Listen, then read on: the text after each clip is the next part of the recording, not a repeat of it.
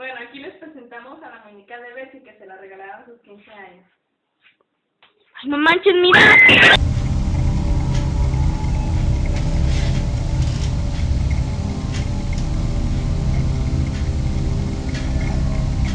No, it sends out a frequency. Yeah. In fact, it's 27 kilohertz. Bounces off a solid object and comes back. Oh, shit! Shit, what happened? What the? A doll that changed into a horrifying ghoulish nightmare, almost as if it actually aged. A teddy bear that sent a man to the hospital, a lifelike mannequin that may be more than just an eerily realistic sculpture. These are cursed dolls that even Ed and Lorraine Warren would have been terrified of. This first story was making its rounds on the internet for a while, the doll that aged. So it all started with a regular baby girl doll that a young girl played with every day, but as time passed and the girl grew up, she played with the doll less and less, until eventually it was tucked away in the attic and forgotten about for over a decade. Sounds like the beginning of like Toy Story, but this is kind of like the horror version. So fast forward to when the parents decide to clear out the attic, they're looking for the old doll, but when they finally find it, they're completely shocked and horrified to find that the doll, which had been left untouched for years, now looked like this. Just kind of different from how they remembered it. I mean, in what world would anyone ever purchase something as horrific looking as that for their young daughter? Unless, you know, you're me, because that's a reaction I would just love to see on Christmas morning. The once sweet baby doll now had this ghoulish, shriveled appearance. I mean, it looks worse than the Crypt Keeper. Horrified, the parents quickly got rid of the doll. They didn't burn it in a fire like you'd probably expect though. Instead, they took the time to actually sell this monstrosity. And managed to. Next we have mourning dolls, and that's not like early mourning, I mean the death kind of mourning. Mourning dolls were a thing in the Victorian era, and back in those days life was incredibly tough, especially with the rampant diseases that led to high mortality rates a lot of the time in younger people. To cope with the loss of young loved ones, some families created these unique dolls known as Victorian mourning dolls. These were actually made for the parents, keepsakes designed to honor and remember their deceased daughters or sons. They were usually made from materials like wax or porcelain and dressed in black clothing to symbolize mourning and death. And even more depressing, they were handcrafted to look just like the youngsters who just croaked, with great attention to detail, and they'd usually put them on display where they used to play. Good lord. I get the idea of creating this tangible thing that's meant to keep their spirit alive, I guess, but man, that is morbid. To say that some of these things must have been cursed would be an understatement. Oh, mannequins, don't they just make you want to leave the store immediately? A lot of the time they're just faceless figures now, but they used to be a lot creepier when they were made to look more like people, with like eyes and noses and lips. Well, no mannequin hits that unsettling uncanny valley thing more than La Pascualita, an eerie mannequin that's become a must-see attraction in Mexico. This mannequin is known for its very lifelike appearance, and some people believe it might be more than just a display piece. The story goes that La Pascualita was modeled after the daughter of the bridal shop's original owner. She tragically died on her wedding day after being bitten by a poisonous insect. Heartbroken, the mother commissioned the mannequin in her likeness as a way to remember her.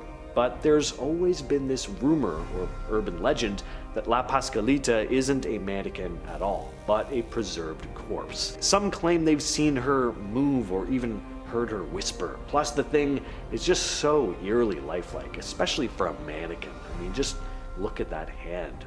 Ugh. This story went viral when a TikToker named Jessie V did a video on it, but the ordeal had actually been filmed for TV before that. So this is the story of Mr. Ted, a haunted teddy bear that sent a man to the hospital. Mr. Ted once belonged to a psychic medium named Debbie Davis who claimed that the bear had some unsettling vibes. According to her, Mr. Ted had been known to cause nausea in people and even make growling sounds. So, you know, what do you do with a growling bear that makes you vomit? Well, you take it to a haunted castle, of course, because why not? Bolsover Castle is famous for being one of the most haunted castles in England. A team of 3 volunteers then agreed to spend the night in the castle with Mr. Ted just to see if there was any truth to the story. They set up their experiment with Mr. Ted sitting on a chair next to them as they tried to get some sleep. Paranormal expert Joe Lockwood was on hand, observing from a nearby room. Well, around 3 a.m., the team lost connection with a camera, and during this weird period, one of the producers working on the TV experiment suddenly fell ill and had to go to the hospital. After this, the bear was buried in a secret location about 30 miles from its owner's home in Manchester. Fingers crossed it doesn't crawl out of its grave to growl and upset any other innocent stomachs ever again. Okiku is a haunted doll from Japan with a really tragic backstory. In 1918, a young man named Daikichi Suzuki bought a doll for his young sister, Okiku. She fell in love with it right away and took it everywhere she went. But sadly, Okiku caught the yellow fever and died just a year later, still clutching the doll in her arms. Her family built an altar for her and placed the doll there to honor her memory. But people started noticing that the doll's hair, which had been neatly styled, seemed to grow. They saw split ends and longer strands, and along with this, the family experienced odd happenings in their home. There'd be flickering lights, loud bangs, and whispers, especially around significant dates, like Okiku's birthday or the anniversary of her death. In 1938, the family moved, but decided to leave the doll behind, feeling it belonged near their daughter's resting place. They gave it to a local temple where it remains to this day, and yes, the hair supposedly continues to grow. At number 10 is the bath game, also known as Daruma-san. Formerly known by the name of the spirit that you're about to invite to haunt you, this game can be genuinely lethal, so please tread carefully. But hey, at least you get to have a nice bath for this one. I mean, mostly nice. And yes, you're going to need a tub for this to work. You're gonna want to start this game before you hit the hay tonight, so before bed, fill up your tub and get stark naked before cutting out the lights. Now be super careful as you enter your bathtub in the dark, because you definitely don't want to share the same fate as the ghost you're about to summon. As you sit in the tub while facing your faucet, close your eyes and keep them shut. And as you wash your hair, or massage your scalp if you're bald, I guess, you repeat the words, Daruma-san fell down, over and over again until you're finished washing your head. As you chant, you'll imagine a Japanese woman standing in the bathtub, slipping and falling onto a rusty tap which directly impales through her eye, her body going lifelessly limp moments later. As you do this, you'll either hear a sound coming from behind you or feel movement in the water, indicating that you've successfully summoned the ghost. Great. Now, keeping your eyes shut, carefully get out of the bathtub without slipping, leave the bathtub filled till morning, dry yourself off, and close the bathroom door behind you as you leave. Go right to bed without turning any lights on. When you wake up in the morning, the game will begin. As you go about your day, you're gonna feel the presence of the one-eyed woman creeping up behind you, disappearing whenever you turn around. She'll get closer and closer as your day goes on, and do not let her catch you. If the one-eyed woman is getting too close, you're gonna stop tomer, which means stop, and then run away really fast, which should end the game and the woman will leave you alone. If that doesn't work, try shouting Kita while swinging your hand in a chopping motion. Now you must end this game before midnight or else she will keep stalking you and appear in your dreams to take your life like Freddy Krueger. At number 9 is the closet game. I can assure you that there aren't any monsters hiding in your closet. Well, at least not until you play this game, that is. The risks associated with this game involve being possessed by a demon and or being dragged immediately into hell. So don't say I didn't warn you. All you need is a match and maybe a friend if you ain't brave enough. All you need to do is turn out the lights, hang out in your closet, and chant the words, "Show me the light" or "Leave me in darkness." Now, eventually you should hear some demonic whispering, probably something along the lines of, "Surprise, mother effer!" When you hear the whisper, or anything at all for that matter, you must immediately light your match and hightail it out of the closet. If your matchstick happens to break before you can strike it, or if it doesn't light after the first couple of tries, it's safe to say you can kiss your pretty soul goodbye.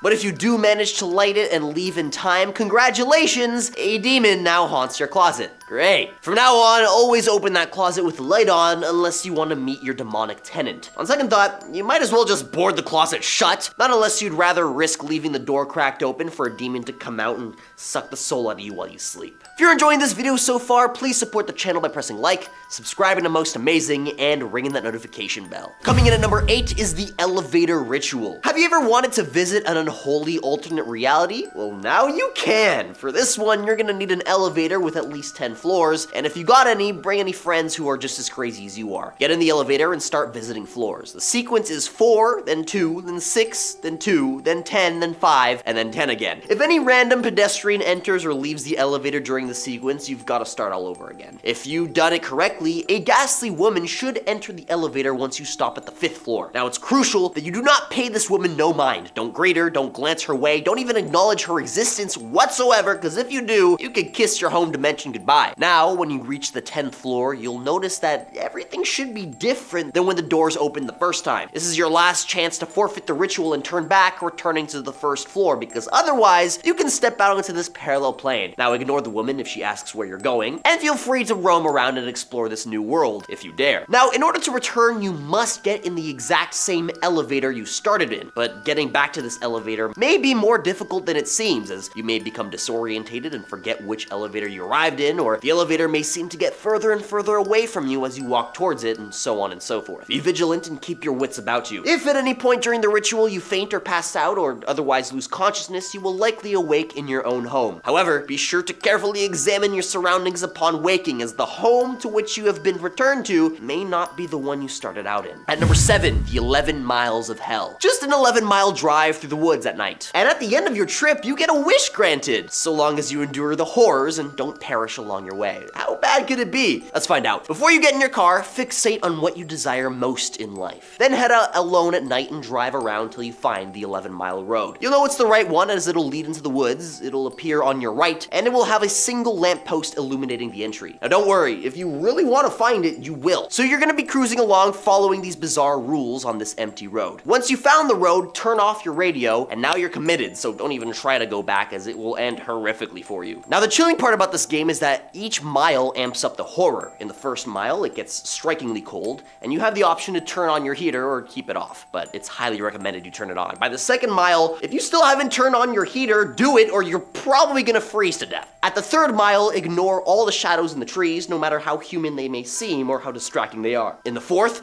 ignore all voices coming from outside your car, no matter how human they may seem or how convincing they are. By the 5th, ignore the vanishing of both the trees around you and the environment as you enter this liminal space. In the 6th, your radio will turn on. Do not turn it off, and ignore it as best you can. In the 7th mile, continue ignoring all the voices, especially if they're coming from your back seat. In the 8th, your headlights may start to flicker, and if it does, don't try to fix the flickering headlights, simply ignore it and keep moving forward. By the 9th mile, your vehicle's probably gonna stall, and when you roll to a stop, close your eyes as hard as you can and keep facing forward. Try to start your car back up without opening your freaking eyes no matter what. When your start backs up again, open your eyes and keep rolling forward. In the 10th mile, under any circumstances, do not look in the rearview mirror unless you want to face certain death. In the 11th mile, this is the final mile, if you've reached it this far, you're unlike most people and you probably have extreme luck and you probably possess no fear. Your vehicle may lose power but continue to move, and if this happens, and normally I would never advise you do this, but don't open your damn eyes. For the love of God and all things holy, no matter what voices you hear in your head, no matter how hot or cold it is, do not open your damn eyes. When the power of your car returns, you may open your eyes and you're probably gonna see some old-fashioned buildings and a brick wall to prevent you from going ahead. Stop your car, and when you exit, you're gonna find yourself miraculously parked in your driveway. If you wish for something physical, check your trunk or back seat, and if not, wait up to 30 days for your wish to come true. At number 6 is the devil face. For this one, you gather 12 black candles, which, let's be real, isn't something most people have lying around, so you're probably gonna have to hit up the store for those. Then you head to a dark bathroom just before the clock strikes midnight. Now you light those candles, shut your eyes, and wait for the witching hour. When the clock strikes 12, open your eyes, and expecting to see your reflection, instead you will see the devil himself. Now, this is a solo game, so if you decide to bring a friend along for the ride, it's likely you or your homie will succumb to demonic possession. Seriously guys, possession is no joke, so make sure you try this one alone. And we're starting off things with Gloomy Sunday. This song was written by the Hungarian pianist Rezo Saris. It came out in 1933 and has become pretty infamous as a cursed song after multiple reports of people taking their own lives while listening to it, particularly in Hungary. The original lyrics aren't the version that is associated with the curse though. In 1935, lyrics penned by the poet Laszlo Javor are about the death of someone's lover dying and the despair they've been left in. It's said that people who listened to the song experienced heightened feelings of depression and in extreme cases ended up taking their own lives. The English version with lyrics by Sam M. Lewis was introduced to a broader audience, but it was the English rendition recorded by Paul Robeson in 1936 that helped the song gain traction over in the United States. Billie Holiday's rendition further popularized the song in the US, and despite concerns about its impact, her version ended up reaching commercial success. Some attribute the curse to this recording, but it's mostly the original that's said to be cursed. Next up, we have the Curse of the Ninth Symphony. Composing a Ninth Symphony and then meeting an unfortunate end is kind of the gist of the Ninth Symphony curse. Beethoven kicked it off with his famous Ninth Symphony, introducing the world to Ode to Joy, and then he died soon after. And things just got weirder from there. Gustav Mahler, an Austrian composer, cooked up his own Ninth Symphony and then checked out in 1911 while composing his 10th. Health problems were blamed, but the curse enthusiasts couldn't resist connecting the dots. Anton Bruckner, another Austrian, died while composing Symphony No. 9 in 1896.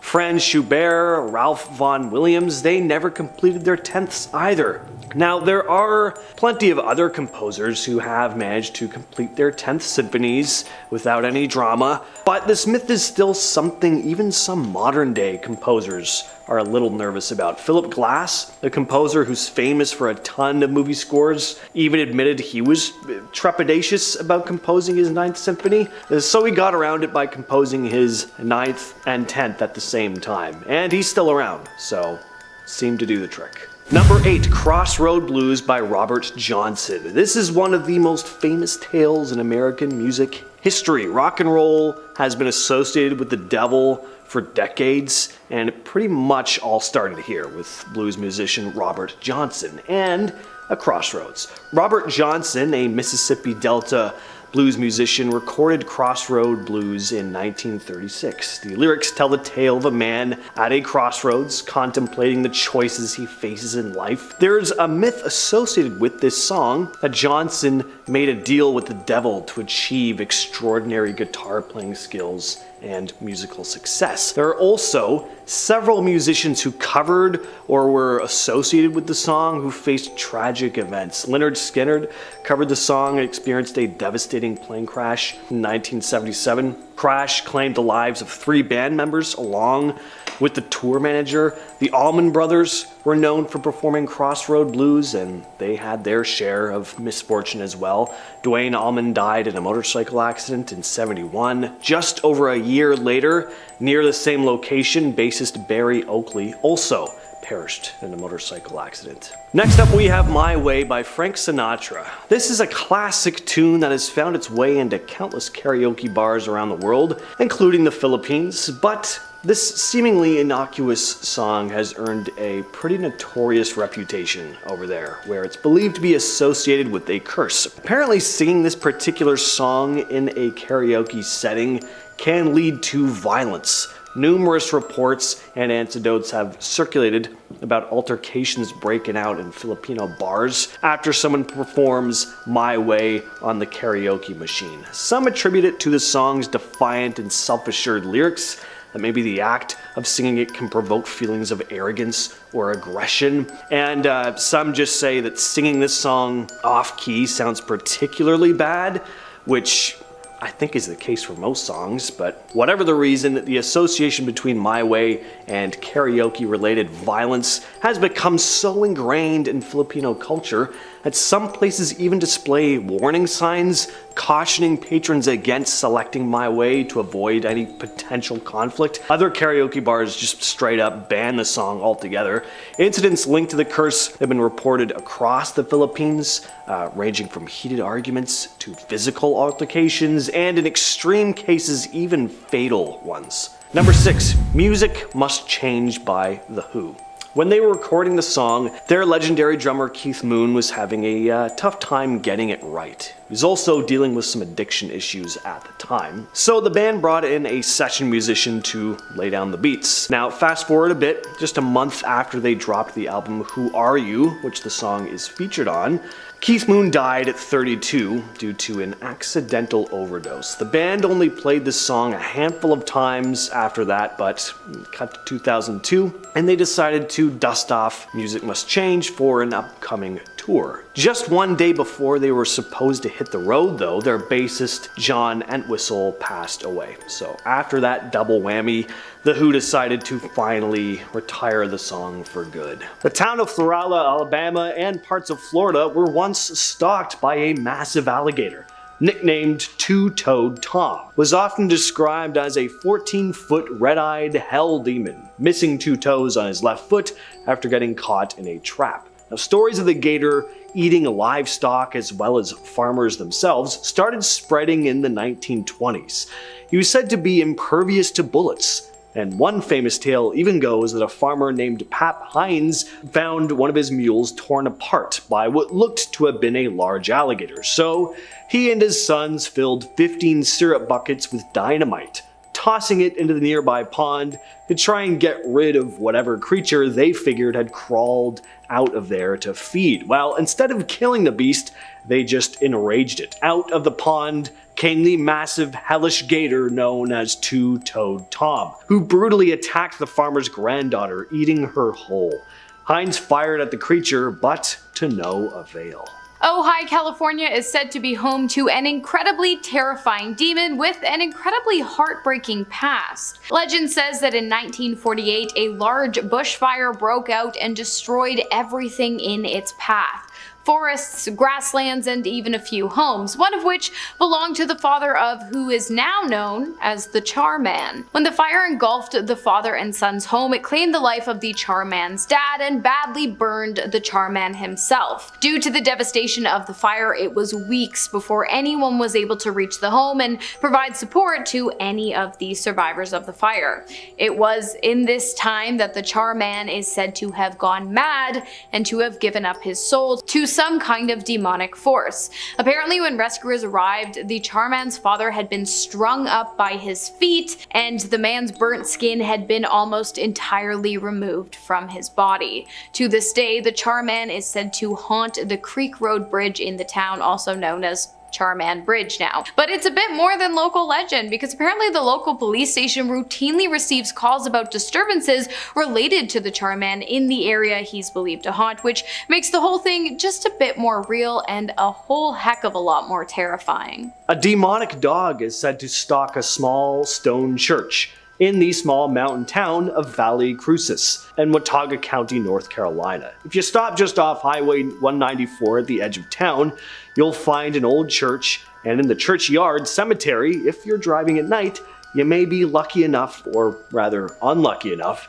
to come across a demonic creature known as the Demon Dog of Valley Crucis, a beast who lurks in the shadows of the old churchyard. Best case scenario, he'll just scare you away. Worst case scenario, you'll have found your final resting place. The story goes that 2 friends were out for a drive one night along the highway near the old church. The night was eerily quiet, but they were chatting away, not expecting anything out of the ordinary. But as they rounded a sharp corner, a dark figure suddenly jumped out from behind one of the old gravestones, landing right in front of the car. They slammed on the brakes and swerved onto the narrow shoulder of the road. They caught their breaths, slowly turning their necks to see what they'd almost hit. It looked to be a dog, but not a normal dog. This thing was as big as a full-grown man. Its fur was jet black and sticking up. Its teeth were bright yellow and impossibly sharp. And then there were its eyes, glowing bright, fiery red. The friends watched in horror as the beast started to move toward their car, and the driver slammed his foot on the gas, roaring down the road at top speed. There was no way this thing could have caught up with them. But when they glanced in the rearview mirror, their hearts sank. The dog was still behind them, and not only was it keeping up with them, it was closing the gap. The driver pressed the accelerator to the floor. They flew toward a bridge that crossed a small stream where two waters met. Just as the monstrous dog was about to reach them though, it stopped, right as the car made it over the bridge. Valley Crucis is Latin for Valley of the Cross, where these two rivers meet, creating this kind of cross-like formation. Not ideal for a hound from the pits of hell. In the small town of Cumberland, Rhode Island, a man known as Fingernail Freddy once lived peacefully until one day he got into an argument with a group of young people trespassing on his property. In the heat of the argument, he fired a round of rock salt at the group, who then left the scene. Freddy assumed that would be the end of it, but unfortunately for everyone involved, it was not. Apparently, in the dead of night, the group of trespassers snuck back onto Freddy's land and set his house ablaze. The fire claimed the lives of Freddy's wife as well as his sons and daughters, and Freddy himself suffered from extensive long-lasting injuries as well. After the ordeal, it is said that Freddy retreated into the woods where he stopped grooming and started plotting his revenge. At the end of his life, his fingernails had grown incredibly long and his soul had become incredibly dark. Many locals believe that after his death, Fingernail Freddy became some kind of demon that now haunts the town, scratching on the doors and windows of unruly individuals who remind him of the ones that ruined his life and destroyed his family. Skinned Tom is an entity said to be just as grotesque looking as he sounds. He has no skin and his organs are exposed, still pulsating as if alive. If you find yourself on a date in Rogersville, Tennessee, you may want to avoid driving to any lover's lanes. Rather than your typical tale of a killer with a hook for a hand, you may run into a skinless undead monstrosity named Skinned Tom, who gets irrationally enraged when he sees couples making out in parked cars. As most, serial killers of his ilk do. The tale goes that there was once a handsome guy named Tom, known for his charm and good looks. He had a knack for getting into relationships with women who were already married. And one night, while parked at a secluded lover's lane with someone else's wife, Tom found himself face to face with the woman's furious husband, a very furious husband. The enraged man decided to make Tom suffer. He beat him before skinning him alive. And Tom, rather than, taking his anger out on the husband, was left with a burning hatred of all couples, especially the women. And ever since that night, his restless spirit is said to roam, never to find peace until he tracks down the woman who watched him die, while, of course, slaying every innocent couple he sees on his way. The legend of the Beast of Bladenboro, said to haunt the small town of Bladenboro in North Carolina, dates all the way back to the 1950s, during which time it is said that the town was held hostage by a large cat-like vampiric beast for almost a week. In total, this beast claimed the lives of 8 dogs, a family of cats, 1 lamb, and even a few villagers. After the ordeal, word got around to the neighboring villages and hunters started spilling into the small town, eager to catch a glimpse of the beast and even more eager to kill it. At the height of the panic, almost 1,000 hunters had traveled to the small town of Bladenboro, and in the end, an 11.5 kilogram, 25-pound bobcat was presented to the villagers, who were quick to believe their troubles had ended. Unfortunately, that was not the case, as rumblings and sightings of the massive beast are still reported in the area to this day. Let's get started with a Viking burial pit. A burial pit full of decapitated Vikings. So in 2009, during preparations for a new road in Ridgeway Hill, Dorset, archaeologists made a pretty gnarly discovery. It was a burial pit containing the decapitated remains of 54 young men. The bodies had been dumped in a shallow grave, with their heads stacked on one side. Whatever had happened here, whether it was a or a ritualistic sacrifice, it all went down around the year 1000, right around the time Vikings were constantly pestering Anglo-Saxons, violently, mind you, on the south coast of England. They also did isotope testing on the men's teeth, which showed they were from Scandinavia. The main theory is that these men had been Viking mercenaries. It didn't look like they'd been killed haphazardly though. Their wounds looked like they'd been made pretty clean and methodically, so there's a good chance they'd been rounded up and sent back to Odin at the hands of a sword through the neck. Next on the list, we have Viking bog bodies. For starters, what are bog bodies? Well, they're bodies that were buried in bogs. Well, what happens in this case is that they end up being preserved relatively well, similar to mummification, but they're incredibly creepy. The skin becomes pure black. They end up looking like raisin people. Now, bog bodies aren't unique to Viking Age Scandinavia. They've been around in different parts of Europe, but in the case of the Vikings, it looks like they buried some folks in bogs intentionally, possibly sacrificially or as a form of punishment. One story goes that King Harald Bluetooth of Denmark drowned the Norwegian queen Gunhild in a bog after tricking her into coming to Denmark with the promise of a marriage alliance. There have also been a number of Viking Age bog bodies found with pretty gnarly wounds, showing that they had pretty agonizing deaths, and some researchers have said that this could be evidence of this type of burial being reserved for terrible criminals or unhonorable members of society. Next on the list, we have another mass grave, but this one ups the ante. We don't just have 54 dead Vikings here, we have over 250, about 264 to be exact. So much freakier. The grave was discovered in 1979 in Repton, England by a husband and wife team of archaeologists. It was a bunch of Viking graves. They were digging around a church and found a pile of bones that turned out to be from the time when the Vikings were causing complete chaos in England. This was a big deal because it confirmed that the Vikings had been there wreaking havoc, like they did. More recently, scientists did testing on the bones to figure out exactly how old they were. They found out that the bones matched up with the time when the Vikings were in Repton, just like the original archaeologists thought. What's really interesting about this find is that there was a discrepancy in the carbon dating for years. At first, the archaeologists thought these were Viking remains just by, seeing them.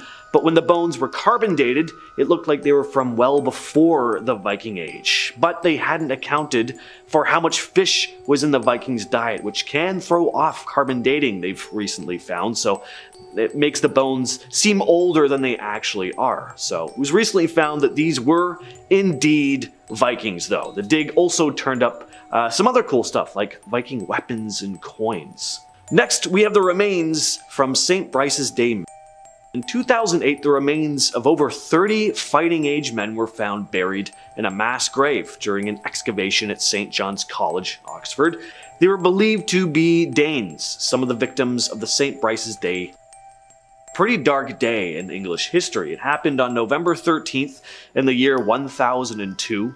The King of England at the time, Athelred II, also known as Athelred the Unready, not because he was always late, but because he just wasn't great at ruling, a lot of people thought. Well, he got really worried about all the Vikings hanging around in England at the time. The story goes that he was told that the Danes were going to take his life and then take over his kingdom. So he handled things. He came up with a plan, just kill all of them. All the Danish people living in England, just like Frieza did with the Saiyans. And there were a fair number of Danish folks living in England at the time. So on that day, all across England, Danish men were attacked and killed. Next on the list, we have Andvari's cursed ring. So this thing is straight out of Norse mythology, so a bit different than most of the stuff on this list, but the story is pretty fascinating and strange, like a lot of ancient mythology is. So Andvari was a dwarf who lived under a waterfall. He also had the power to shapeshift into a fish, specifically a pike.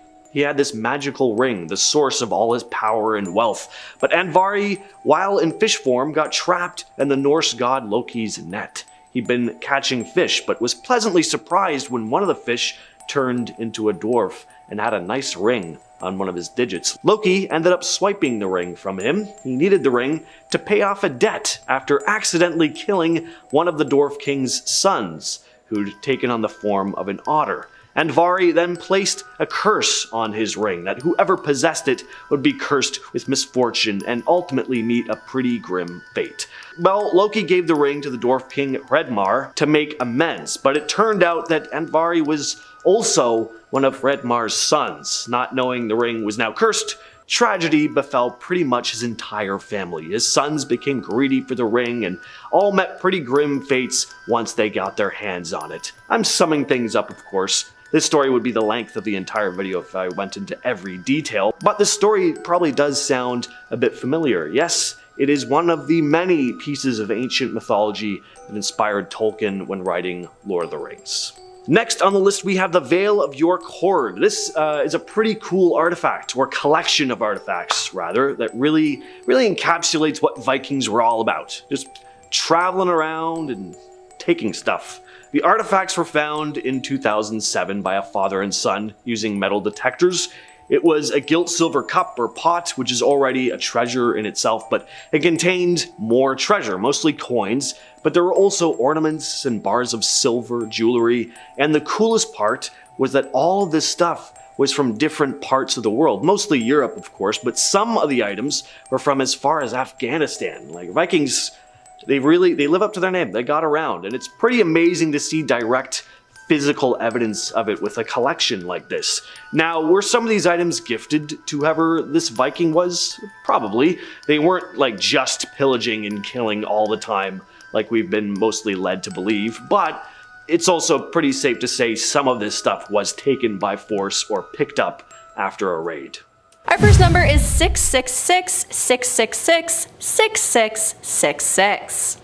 666, the classic scary number. Now for years, people all over the world have been receiving creepy messages from the phone numbers 666 or the 1666 whole number, you know what I mean. Some people believe these calls come from the devil, and in many cases, the calls do not show up on the phone bill and they can't be traced back to anyone. An online user posted an experience they had with the number, saying, "We were in a car going home one night when our friend received a call on his cell phone from the 666 number. He never picked up the phone, and we even joked about how the devil was calling him from hell. Several minutes later, he received a voicemail. Now this was the oddest voicemail I had ever heard. It sounded like a hollow voice, and there was a lot of static in the background. We were only able to determine a couple of words, but it scared the crap out of us. And for some reason, the message was erased several hours later, and there was no sign of it on his bill. Yeah, that definitely sounds haunted, and I think I'm gonna go block that number right now." Next on our list is 407-734-0254. Now this contact is associated with a clown who lives in Naples, Florida.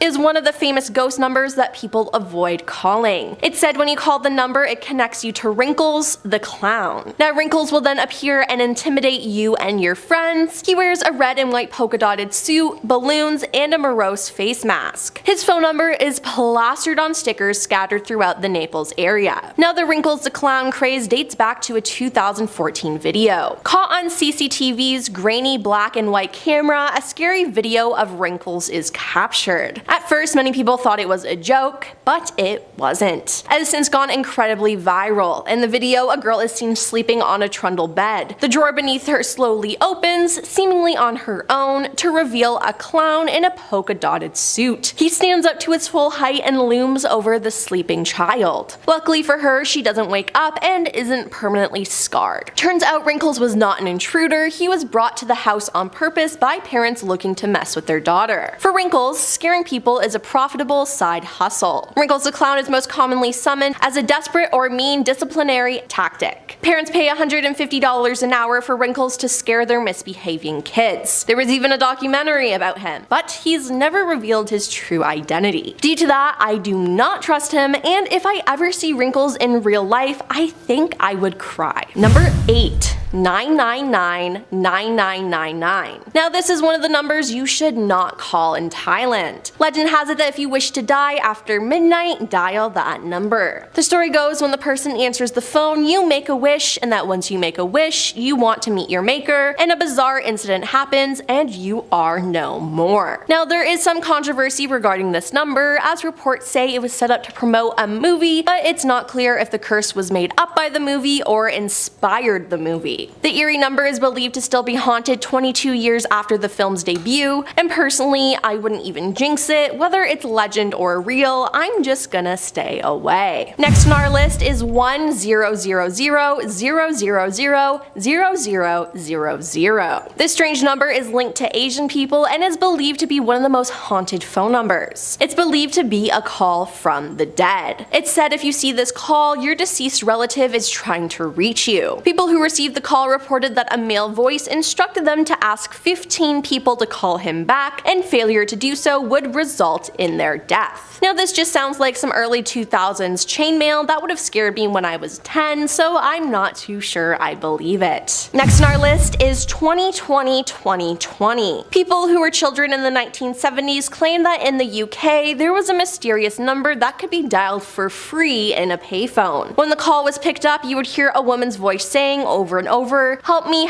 Susie's dying." Now why or where this came from is unknown, but a lot of people have experiences with it. An online user said, back in 1975 when I was 9 years old, some of the kids I hung around with insisted we all pile into the nearest phone box to hear a spooky message. You would hear a woman speaking in a curiously monotone voice saying, help me, Susie's dying, over and over, and sometimes she said, help me, Susie's drowning, always in the same monotonous voice. Another user said, I have a vivid memory of the strange phone message. I was with 3 other girls from school and we were messing around in a phone box calling random numbers. One of the girls said she knew a number you could call to hear a spooky message. When she called this number, we all heard the Susie's dying message. Needless to say, we were all freaked out by this. Yes, that is extremely weird and very unsettling. No better way to start off than with a cursed doll, right? Okiku is said to be one of the most haunted dolls in Japan.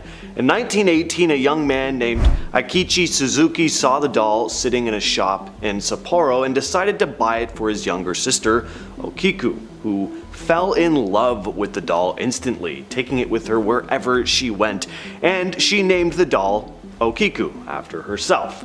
But just 1 year later, Okiku caught the yellow fever and she died still grasping the doll. The family built an altar for her where they placed the doll, and soon things would start to get strange. First they began to notice that Okiku the doll's hair looked different than it did before. It looked like it had grown, and the hair that had been all neat and tidy now had split ends. On top of that, strange things would happen throughout the house. Lights would flicker, they'd hear loud bangs and whispers, especially close to important dates, like Okiku's birthday or the anniversary of her death. In 1938, the family moved to a different district, but they didn't take the doll with them, believing that it was important for it to remain close to their daughter's resting place. So they gifted the doll to a local temple where it still remains to this day, and that hair is still said to grow and gets regular trimmings. Next up, we have the Iceman, which, cursed aside, you most likely wouldn't want in your home anyways, because it's literally the mummified remains of a 5,000-year-old man that were found in the Alps in 1991 and are believed to have caused the death of all those involved in its extraction. In the 13 years that followed the discovery and removal of the man, perfectly preserved in ice, who had likely died after being hit in the back of the head with an arrow from a remote area in the mountains, one by one, all of the people involved in the discovery died. I guess they should have let the sleeping Iceman lie. One of the researchers involved in the discovery, Hen, was killed in a car crash on his way to give a speech about the artifact, and another, Fritz, an experienced climber, died shortly after in an avalanche. He was the only member of his climbing party to be struck. In the years that followed, the other researchers died of brain tumors, complications from multiple sclerosis, freezing to death in a freak blizzard, and a blood disorder. Today, the Iceman rests in a refrigerated room in the South Tyrol Archaeological Museum in Italy, which, lucky for me, is nowhere near Canada. Next we have a haunted doll from Australia, Leta. And good lord, of course this thing is haunted. How would it not be? That is not easy on the eyes. The doll first started making the rounds when a man named Kerry Walton began showing up on various talk shows with the doll that he named Leta, full name Leta Me Out, because he believed there was some sort of spiritual force trapped within the doll. Walton had been exploring an abandoned building in Wagga Wagga one day in 1972 when he came across the abomination, and for some reason was like, this thing belongs at my house. So he took it home, and the rest is history. He started noticing scuff marks on the floor that didn't belong to him right around the time he welcomed Leta into his home.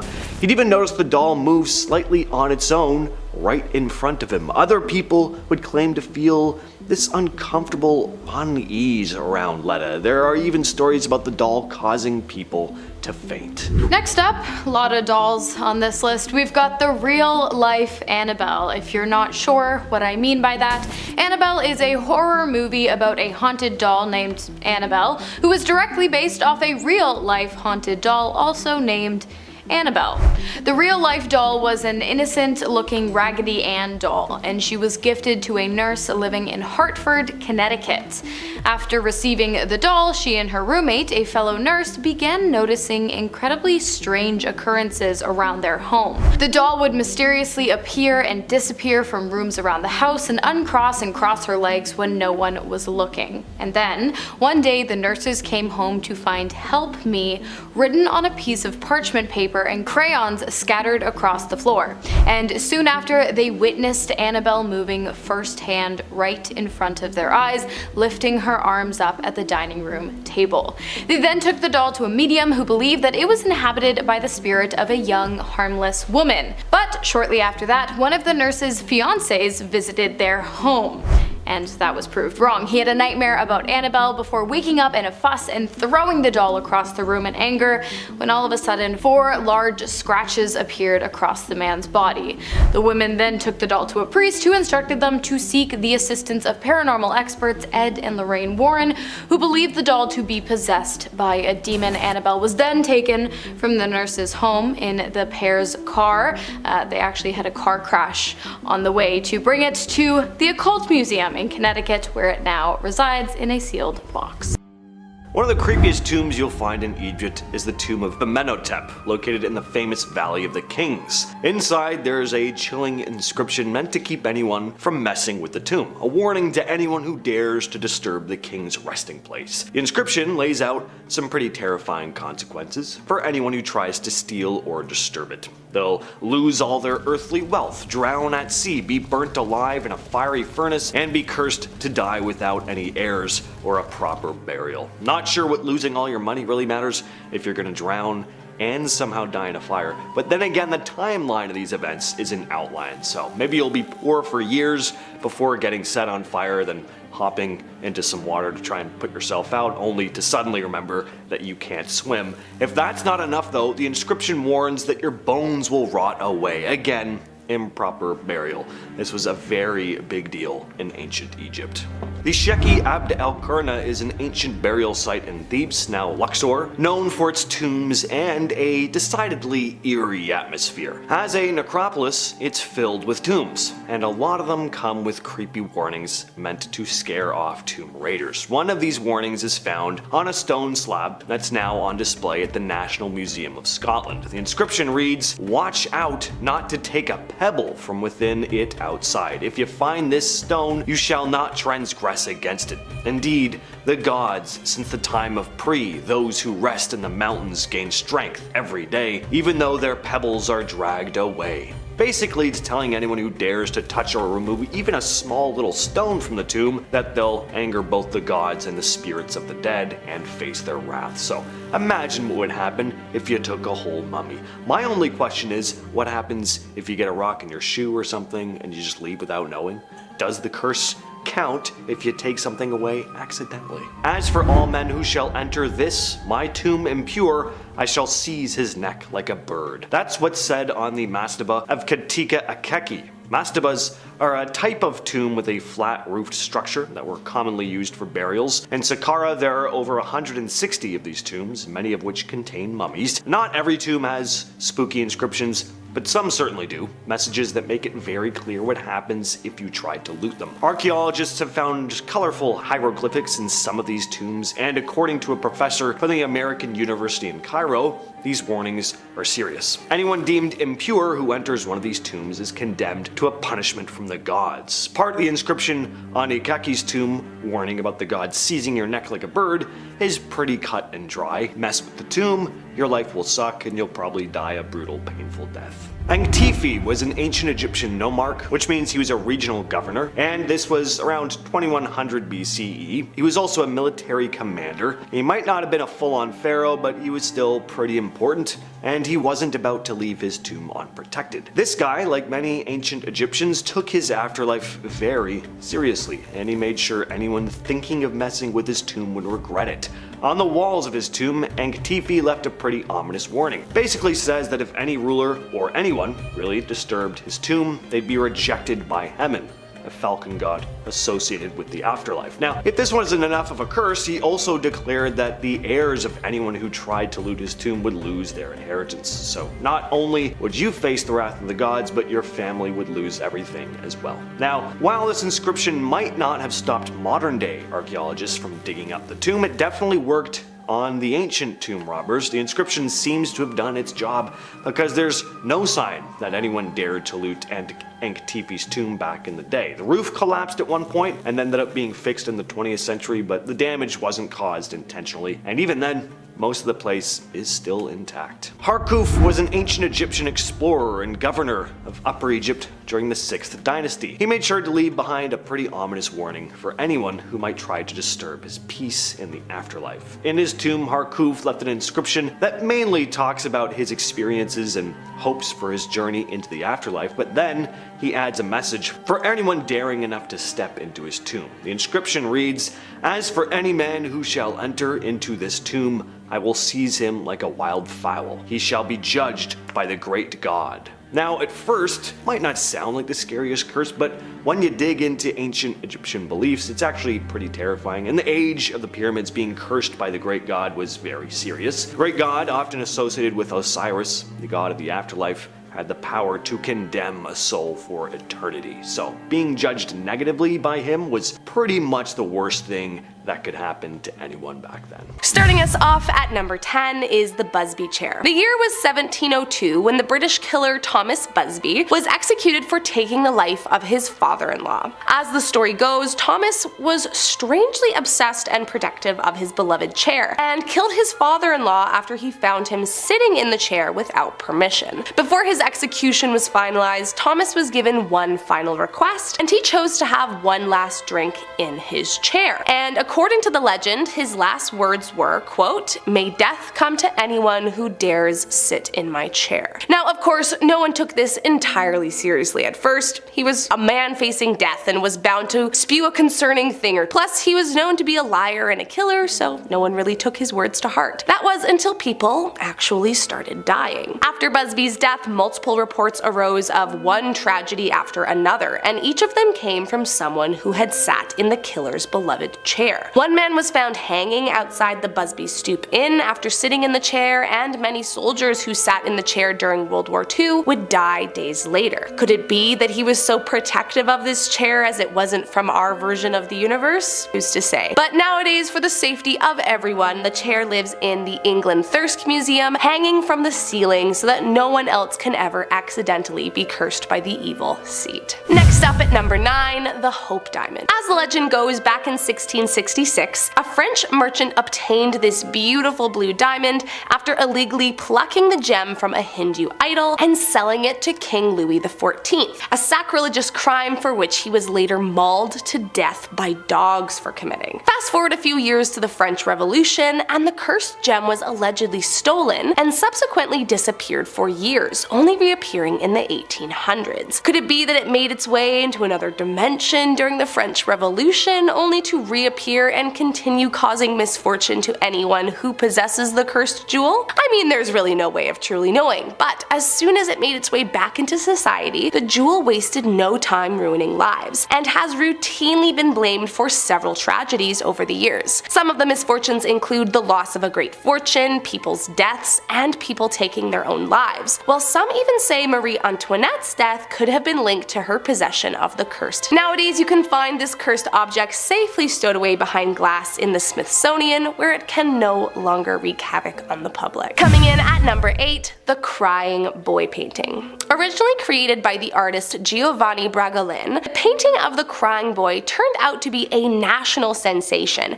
and in turn became a mass-produced print that could be found for sale just about anywhere across Britain. But despite being found in hundreds of homes across England from the 1950s onward, it wasn't until 1985 when people became aware of the curse. You see, what was happening at the time was a strange pattern of houses catching on fire, all of which had two things in common. They all had purchased a print of the Crying Boy that was hanging on their wall, and in each of the houses the print was found in the rubble, completely unscathed by the flames. Some say it could have merely been a coincidence, but the Essex firefighters who found the prints believed that something beyond our realm was keeping them safe from the burning houses. Coming in at number 7, a blindfolded doll. In June of 2014, a creepy doll was found on the side of a busy road in Singapore. The doll was left under a tree, blindfolded by a piece of cloth that was covered in Arabic that read Bismillah, meaning in the name of Allah. I mean, isn't that just a recipe for disaster?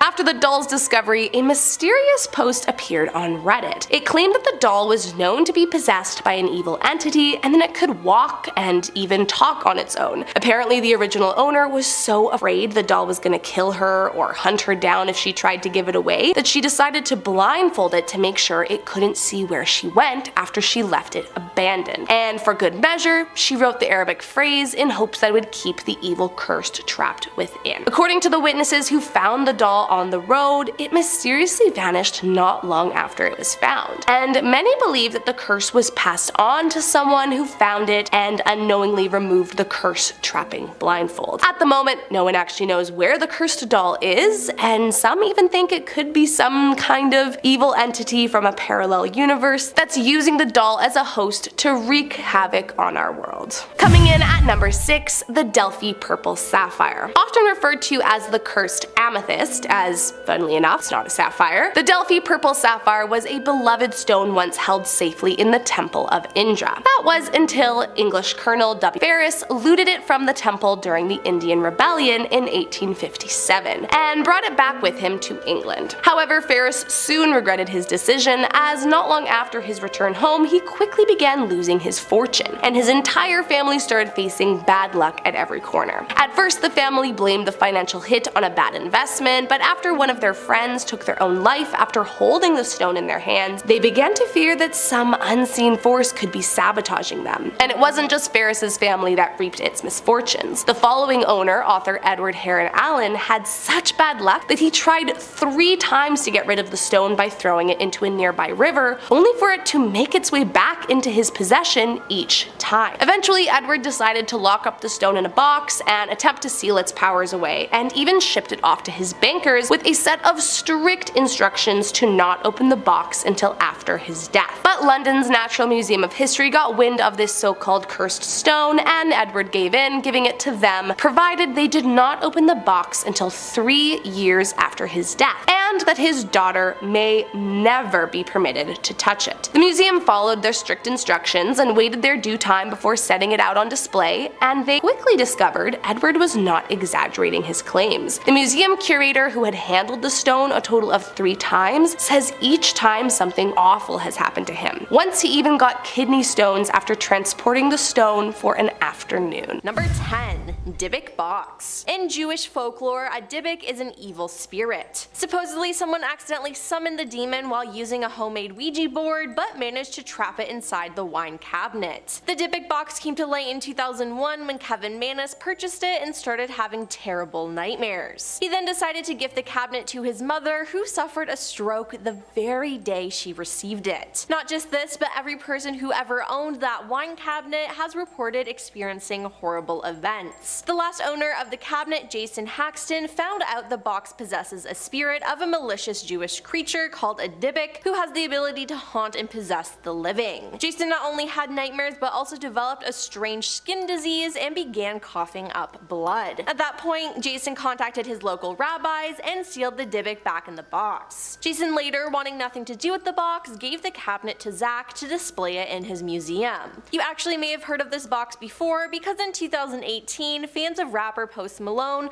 claimed that his spat of bad luck was caused by his contact with the cabinet. Number 9. Charles Manson's cremated ashes. Charles Manson was a criminal who created a cult called the Manson family. It was active in California in the late 1960s and early 1970s. Now, the group consisted of approximately 100 followers who had lived an unconventional lifestyle and frequently used psychoactive substances. Now, the members of the cult believed that he was Jesus Christ and followed everything he did. Now, some members committed a series of 9 deaths at 4 locations in July and August of 1969.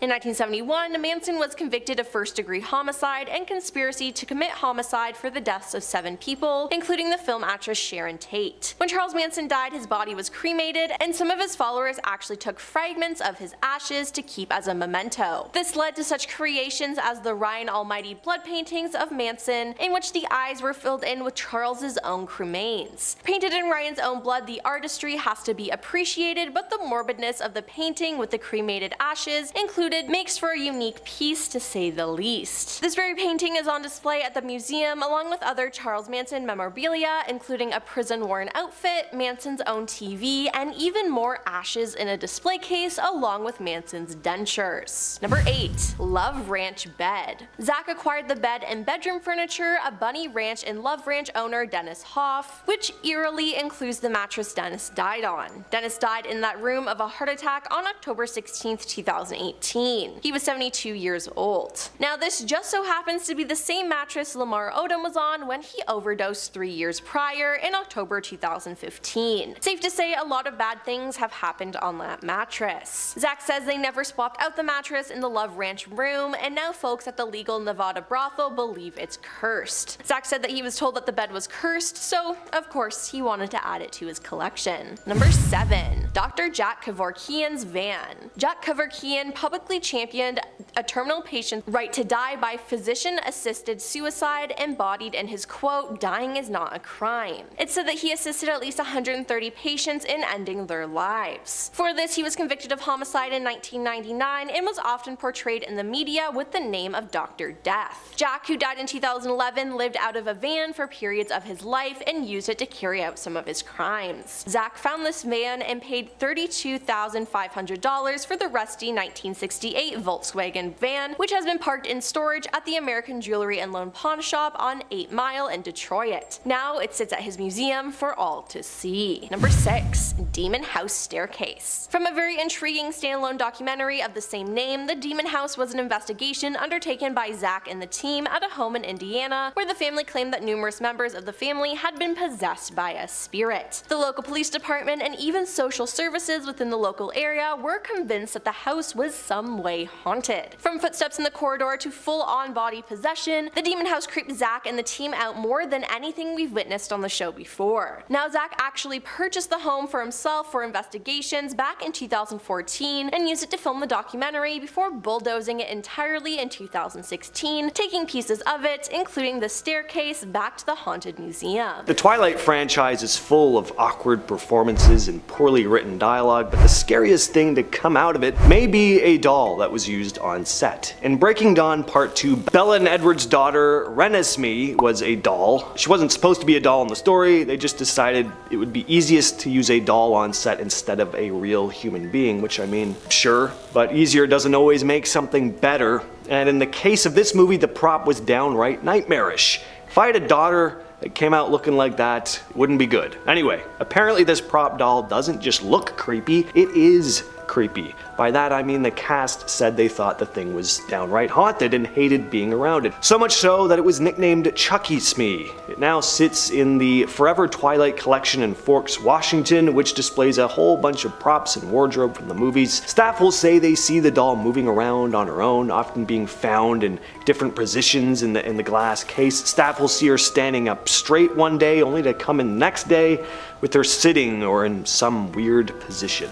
Next on our list today, we have the doll in a painting, the intersection where creepy artwork and cursed dolls meet. In 1972, with a rapidly approaching deadline, artist William Stoneham decided to use a poem that his wife had written him as the inspiration for his next painting, this painting, which he called The Hands Resist Him. It was a physical reminder of William's upbringing and his time spent with his adoptive parents. What he saw as beautiful seriously creeped out the public. The young man in the painting, representative of William, stands next to a dead-eyed doll, holding something that appears to have frayed wires coming out of the top. And in the windows behind the two, hands can be seen reaching out towards them, pressed against the glass. The painting was eventually sold to John Marley at an event attended by Henry Seldes and William Stoneham himself. All three men died shortly after. In 2000, the painting became popular once more when its owners listed it for sale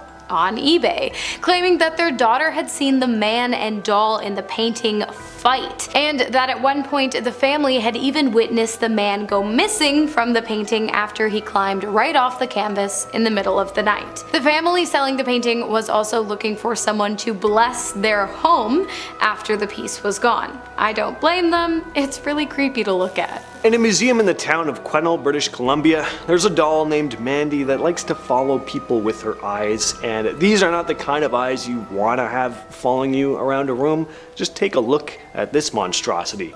Yeah, keep it the hell away from me, please. Even without all the stories about it, I'd still be creeped out having this thing around. Mandy was gifted to the Quesnel Museum and Archives in 1991. The doll is now about a century old, and the donor had received it from her grandmother. It had been locked in a trunk for years, but when she took it out, she felt that something was just off about the doll. Wonder why. She decided to donate it to the museum. When Mandy arrived, the staff photographed her to add her to the collection and left her in the lab overnight. The next morning, they found the lab in complete disarray, as if someone had thrown a big temper tantrum. Another strange event occurred later when a stuffed lamb given to Mandy to keep her company was found outside of her locked case. Visitors also report odd experiences. One person from Calgary tried to videotape Mandy but couldn't get the camera to work, though it worked fine everywhere else in the museum. Another visitor from Surrey returned home to find her house had been broken into, with only one item missing, being a porcelain doll. A local reporter was developing photos of Mandy in the basement lab. He heard footsteps upstairs, and then his contact sheet jammed in the machine, something that had never happened to him before. And of course, a lot of museum visitors will swear that Mandy's eyes follow them as they move around. Next up, we've got Harold, who was purchased by a young man attending a flea market in 2003. As soon as he spotted the doll, the young man knew he had to have it. He went back and forth with the old man selling it, but eventually the two settled on $20 for the dilapidated Harold. The young man began to walk away with his purchase, but the old man chased after him, insisting that the young man know the origins of the doll that was now in his possession. The old man told of how the doll, Harold, had been given to his own son as a gift, but that his son died shortly after. After his son's death, the old man kept Harold in his room, but whenever he walked by, he would hear the sounds of singing and laughter, even though there was no one there. Eventually, the old man became sick of the taunting, and he tried to burn the doll, but Harold wasn't having it. He wouldn't burn. Despite the old man's warnings, the young man took the doll home. That night, he began having severe migraines, something he had never experienced in the past. And then, 2 days later, his cat died. After that, he began hearing voices and laughter, just as the old man claimed to have heard himself. Despite what the young man was experiencing, he couldn't give up that connection with Harold, and he decided to keep the doll, but he locked him away in a suitcase for safe measure, where he remains to this day, just waiting for the moment someone lets him out. Next up, we have what is described as a possessed demon doll currently up for auction on eBay. And at the time of this video coming out, you only have till tomorrow to place your bids. So get on there and get your dollars in. The seller described how the doll, whose name is Valerie, has scratched her and her husband on more than one occasion. She says in the item description that she keeps her away and hidden in the water heater closet, and that if the doll is left out or if she dares to look into its eyes, there are consequences. Saying if you just glance at her vessel, some type of mark will show up on your body. The seller also notes that the doll will be bound and blindfolded when shipped out, which is for the seller's protection during packaging and for your protection as you open the package. So it sounds like an easy sell to me. Ditch the tickle me Elmo that you have to tickle and snag this possessed demon doll that will scratch you instead. Next up, we have the Victorian doll, which was purchased alongside 2 others by Debbie and Cameron Merrick, and which was also featured on the This Morning show. You see, one day Debbie and Cameron made the decision to purchase 3 old Victorian dolls for the low price of just $5 and their sanity. Shortly after they purchased the dolls and moved them into their home, strange things started to happen. The fire alarm would go off constantly and continuously, despite no smoke or fire being present in the home, and Cameron began waking up with tiny scratches all over his legs. One day, one of the doll's necklaces disappeared, and Debbie and Cameron came to the conclusion that this doll must be possessed. After speaking about their experiences online, the pair, along with their possessed Victorian doll, were invited to the morning show. The couple spoke about their experiences since purchasing the doll when all of a sudden the rocking chair next to them where the doll was sitting began to move on live TV. After the incident, the pair were positive that the thing was possessed, and so they sold it to a paranormal investigator by the name of Lee Steer, who claims that shortly after purchasing the doll, the lights in his home began acting up. His paintings began swinging on their hooks and strange scratches were appearing on his arm. He also claimed that at one point the doll possessed a random word app that shows the user words at random to tell Steer that her name was Samantha and that she hated men. Probably not the best thing to be keeping in a bachelor pad. This story comes to us from Reddit user ApprehensiveCost806, who asked the fine people of Reddit to help them with a doll they believed might have been haunted. So they wrote, "I like to go charity shopping a lot. You can find amazing things there for even better prices. In my most recent shop, I found a really cute doll. I saw it and I knew I wanted it. It was so cute. For context, I've always been 50-50 when it comes to the supernatural, but since I've got this doll, I've noticed whistling from behind me whenever the doll has been in the same room. I play it off as someone outside whistling, but something else has happened. I was showering and usually leave the doors slightly open if I'm home alone, as my dogs always find some way to misbehave. This way I can keep a better eye on them. My dogs started barking uncontrollably, and I thought it was someone outside. I couldn't stop them from barking. I ended my shower to check the door. When I got out, I noticed my dog nervously barking at my bedroom door, where the doll is. I decided to go to my room and check it out. Usually my dogs willingly run into my room and get comfy on my bed or chew what they can find. They wouldn't. They both stood there barking. I'm well aware that animals are deemed to be more sensitive towards the supernatural, and I'm aware of my dog's behavior enough to know that this was unusual. Next up, we've got Ruby, who currently travels with the Traveling Museum of Paranormal and Occult, but once lived with a young woman who long ago got very sick. The young woman loved Ruby. She was her most favorite possession, and so when the young woman died, Ruby was passed down through generations of the woman's family. Many family members who kept Ruby would put her in a box because they found the doll to be just a tad bit creepy. Those who decided to brave the Ruby storm and keep the doll out on a shelf or chair reported having often heard strange noises coming from the room in which the doll was being kept. Many have also said that they have heard Ruby walking around and also experienced nausea and headaches while in the doll's presence. Those who visit the doll at the museum today are drawn to Ruby, and almost half of the people who walk past her are compelled to take her in their arms and rock her back and forth as though they are trying to soothe her.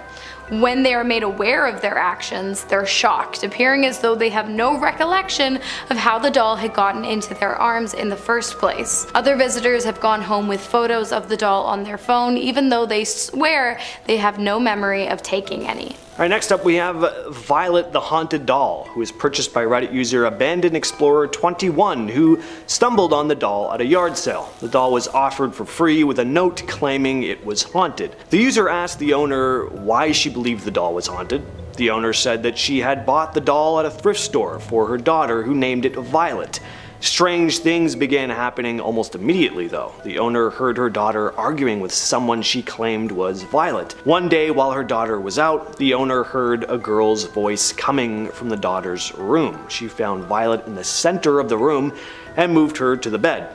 As she walked away though, she saw the fridge magnets had been arranged to spell hi. Then a music box in the living room started to play before she heard the door to her daughter's room slam on its own. So terrified, she waited outside until her husband returned, and when they re-entered the house, they saw Violet on the coffee table. The husband tossed Violet into the shed, where she stayed until the yard sale. So the Redditor decided to take Violet home. After all that, for almost a month, nothing unusual happened, but then one night the user felt someone sit down on the foot of the bed, but nobody was there. A few days later, while making a sandwich, the user heard a girl's voice whisper, "Hey." This was followed by giggling from the bedroom, where Violet had mysteriously moved to the bed. Now wanting to investigate, the Redditor bought an EMF detector and spirit box. The EMF detector showed high readings near Violet. And after 2 weeks of static on the spirit box, the user finally heard hi and get the thing. Went back to the seller, asked him if there was anything that had been attached to the doll. The seller said maybe it was referencing the music box, and gave it to them. During a spirit box session, a girl's laugh and a man's voice saying devil ended up coming through. So now fearing, the whole devil thing, she ended up throwing Violet into the backyard, and the next day found that she had moved closer to the house. So finally the user put her in a storage unit, never taking her out again after that. And finally, we have Leta. In 1972, a man named Kerry Walton was visiting his hometown in Australia for his grandfather's funeral and decided to check something off his bucket list. There was an old abandoned building in the town that for years he was too afraid to even go near, but on this visit, he felt compelled to finally face his fears and enter the home. While searching around the home, he found an old marionette doll underneath the porch, and he felt the urge to take it home with him. Feeling a strange energy coming from the doll, Walton decided to bring it to a psychic, where he learned of its origin. It had been made 200 years prior to Walton finding the doll by a Romanian woman for her son who had drowned. Oh, and it also housed his soul. The hair on the marionette's head was real, it was that of the boys, and underneath its removable scalp was the likeness of a human brain. After the visit to the psychic, Walton began hearing noises coming from the doll that he could faintly make out to be the screams of a young man saying, "Let me out." He named the doll Leta and brought it to his antique shop, but the doll was not for sale. Walton liked Leta a lot because he believed that the marionette was bringing him good fortune. But the doll was not without its quirks. Whenever Leta was taken outside, it would rain, and when Leta was brought into a room, pictures would fall off the walls.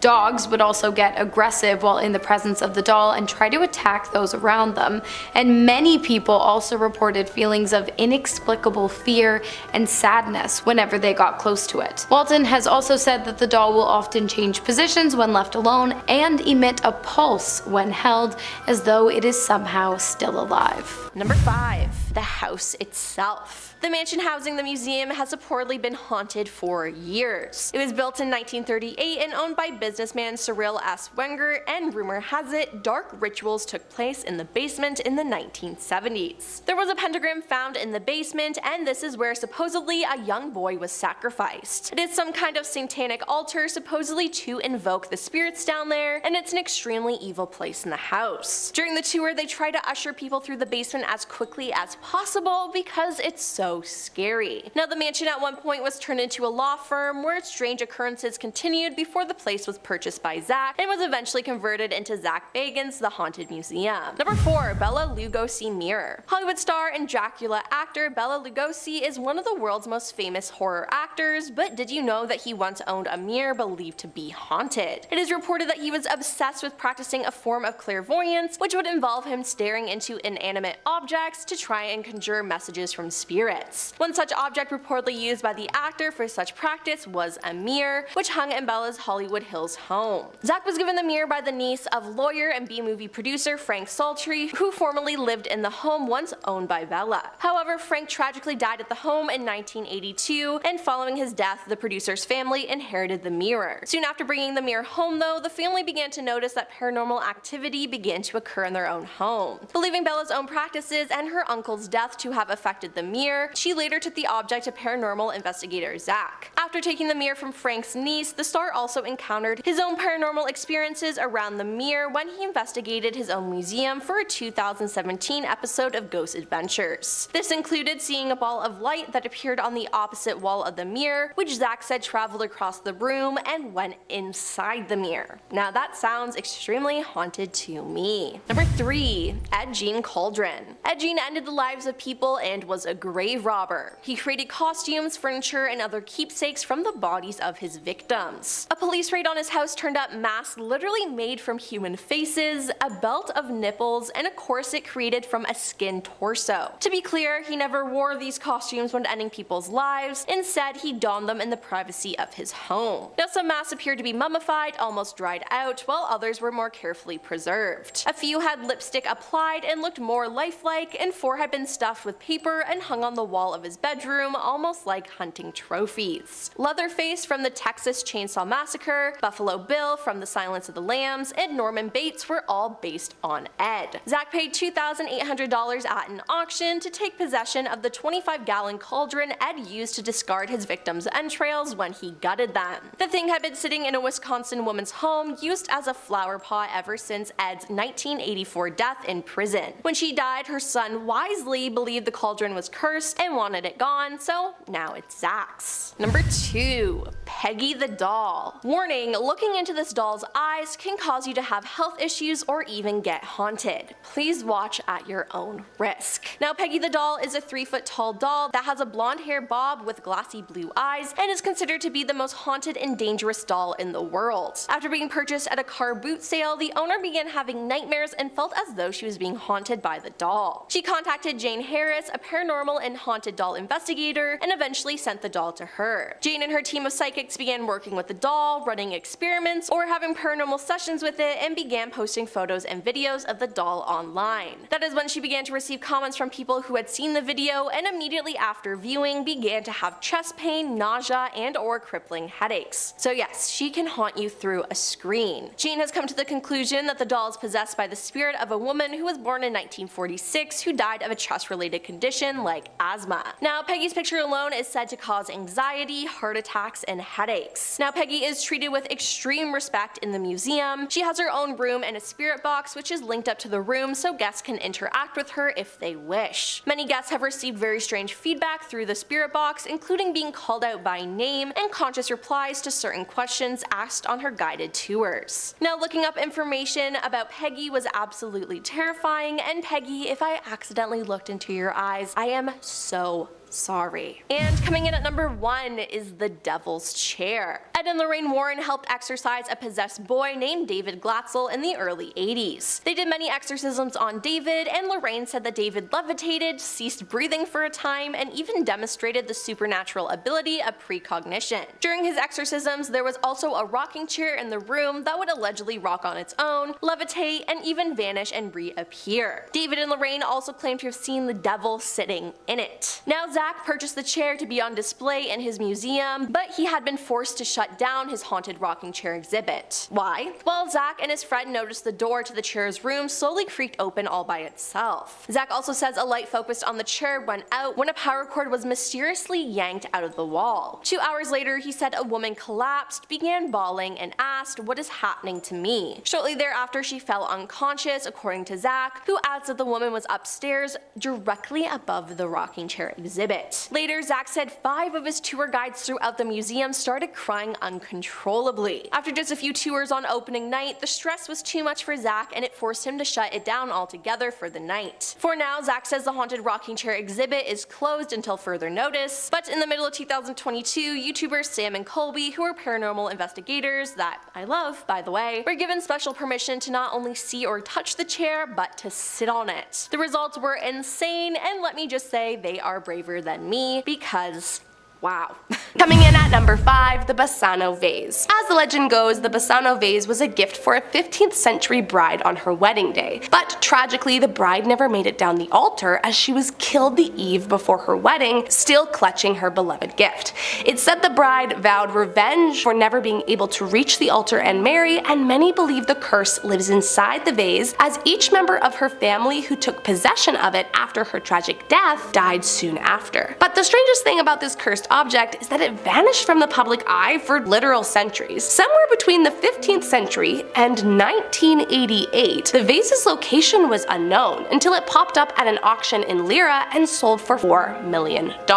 Could it be that the vase was in another universe all those years, honing its evil powers and waiting for the right time to return and wreak havoc? I mean, maybe. The vase was allegedly sold with a note that read, "Beware, this vase brings death," and the man who bought the vase at the 1988 auction reportedly died soon after. Then the next man who bought it was a doctor who died 3 months later. In fact, if the reports are true, the longest anyone has ever been able to withstand the evil vase before succumbing to the curse is 3 months. As of today, it's unclear just exactly where the vase is, but it's allegedly been placed in police custody to try and avoid any more unneeded deaths. Coming in at number 4, Anguished Man painting. Set aside the fact that this painting already just looks like you shouldn't trust it, the story behind it only confirms its haunting exterior. Apparently, a man named Sean Robinson inherited the painting from his grandmother and, charmed by its uniqueness, decided to hang it up in his house. But not long after the painting was in his possession, Sean began sensing that something was off. The family was experiencing creaking doors in the middle of the night, saw the shadow of a man lurk around their bedroom, and would hear blood-curdling screams coming from downstairs that sounded as if someone was being killed. This, understandably, concerned both Sean and his wife, and so they decided to do a bit of investigating about the origins of the painting to see if they could find out where his grandmother had gotten it from. Well, after a bit of sleuthing, they came across a story that said the painting was created by a very disturbed man who allegedly painted the picture mixing his own blood with the oil paints before immediately taking his own life upon completion of the piece. Sean and his wife, believing that the painter was haunting the artwork, decided to hide it away in their basement to keep his spirit at bay. I mean, if it were me, I would probably have taken it out of my house, but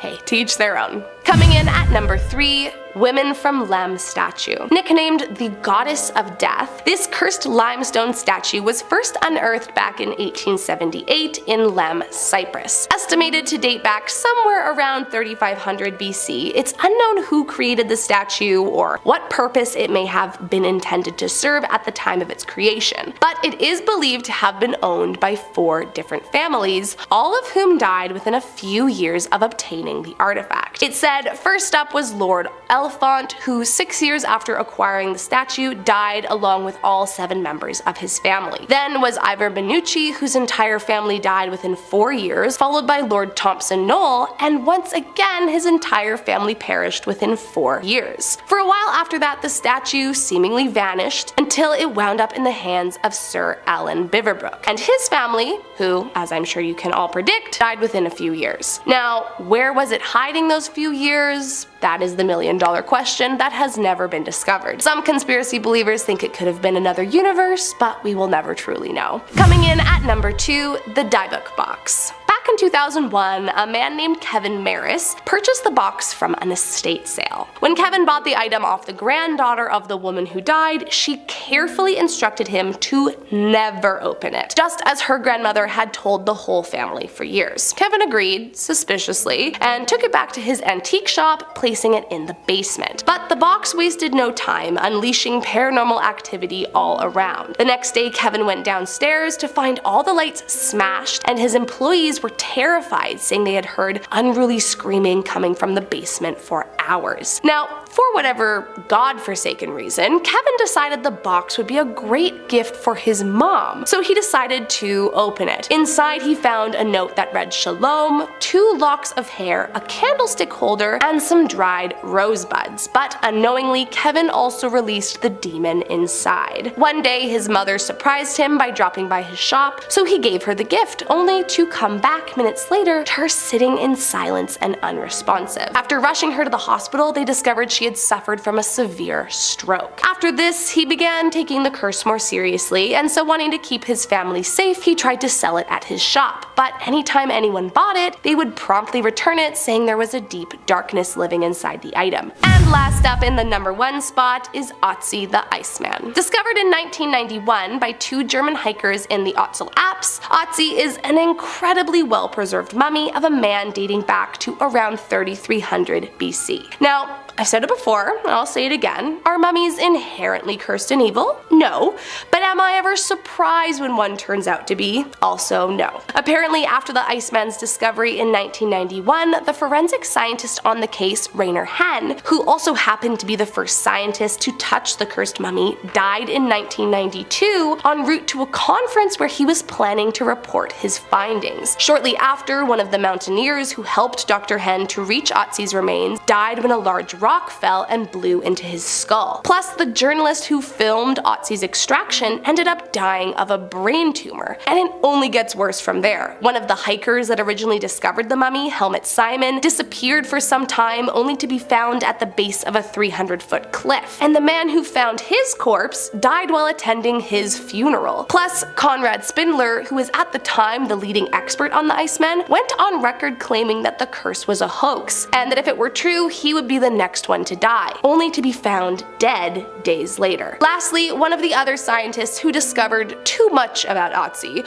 was found dead in his home with no reasonable explanation for his passing. So, after 7 deaths from people that either too much about Otzi or questioned the curse, I can safely say I never want to see this mummy as long as I live. The tomb of Ankamor in Saqqara, like many tombs in the area, is protected by a curse. And this curse is definitely one you don't want to mess with. The inscription in his tomb says, "As for that which anyone might do against this my tomb, the same will be done to his property. I am an excellent priest, knowledgeable in secret spells and all forms of magic, and as for anyone who enters my tomb impure or who does not purify themselves, I shall seize him like a goose and fill him with the fear at seeing ghosts upon the earth." I really like this one. Instead of the gods judging you, he'll be dealing with you himself. And he knows magic, which is pretty scary. He's a mummy wizard. Senenmut was a high priest and the royal advisor to Queen Hatshepsut, one of Egypt's most powerful pharaohs. Some even speculate that they were more than just political partners, that they were also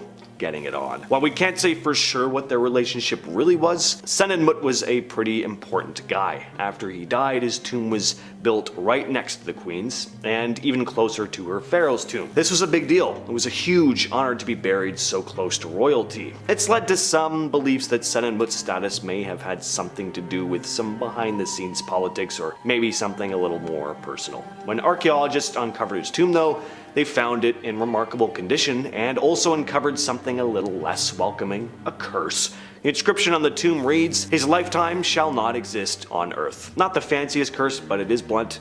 It's quick and to the point. The tomb of Hezi is also located in Saqqara, one of Egypt's most famous burial sites, and it holds the remains of a nobleman from the Old Kingdom. Like many tombs, the hieroglyphic inscriptions on the walls start by telling the story of Hezi's life, and that's an interesting thing to mention. A lot of what we know about high-ranking members of ancient Egyptian society comes from the inscriptions on their tombs. We get to learn a lot about who they were, what they did, but anyway, on to the curse. After the usual biographical stuff, we get a warning which says, "As for anyone who will enter this tomb after he has eaten abominations, or after he has copulated with woman, I will be judged with him in the council of the great God." So this one's a little bit strange. Not only does it threaten those who disturb the tomb, but it also seems to involve Hezi himself in the judgment. Basically, if you've done anything deemed impure before entering, Hezi will be right there facing judgment alongside you. He's kind of playing to like your sympathy a little bit, you know, like don't mess with it. I don't want to get in trouble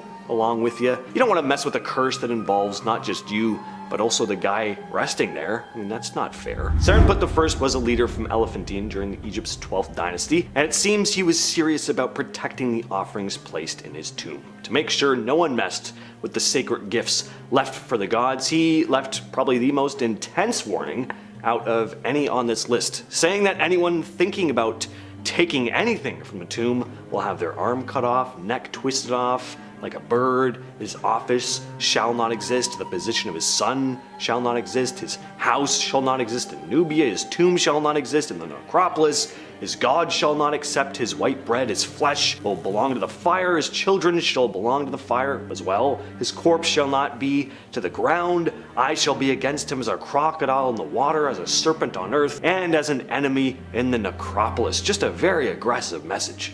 To put it simply, everything bad you can think of will happen to you if you mess with this tomb. From losing your arm and neck to your entire family line being wiped out, and not just in this life. Now, we couldn't do this list without talking about the most famous ancient Egyptian curse in existence, the so-called Curse of King Tut. The idea of cursed tombs became a well-known thing in the West after the 1922 opening of Tutankhamun's tomb by British archaeologist Howard Carter. It all started with the death of Lord Carnarvon, who funded the excavation. He died shortly after the tomb was opened, reportedly from an infected mosquito bite. But then all these rumors started to spread that it was because of King Tut, that his tomb was cursed, with the media sensationalizing the idea that anyone who disturbed the tomb would face dire consequences. A lot of the curse stories came from all these sensational reports, like one where a cobra symbolizing Egypt's royal power killed Carter's pet canary. People took this as a bad omen that the spirit of Tut was striking down intruders, but most of the curse claims have been debunked. Studies showed that Lord Carnarvon's death was caused by a bacterial infection, not any supernatural forces, and in fact only a small number of people associated with this tomb's discovery died young or under any unusual circumstances. Carter himself, who is a skeptic of the curse, lived another 17 years, dying of lymphoma in 1939. Most others, like Carnarvon's daughter, Lady Evelyn Herbert, lived long lives well into old age. But it's still a really fun idea and a fun urban legend and story. What do you all think of curses and mummies? Let us know in the comments. A cursed jewelry box. Don't hear about that every day. Apparently this jewelry box has the spirit of an old school bus driver named Wendy trapped inside it, and if that sounds enticing to you, then good news, because it's currently up for auction on eBay. In the description, the seller Amanda gives a lot of detail about the box, where she got it, and how she discovered that it was haunted. So Amanda had stumbled on the box at an estate sale and was just drawn to it for some reason. She bought it and then did an investigation. She started receiving messages through EVP and a spirit box. The words Wendy, school, happy, love, and peace came through.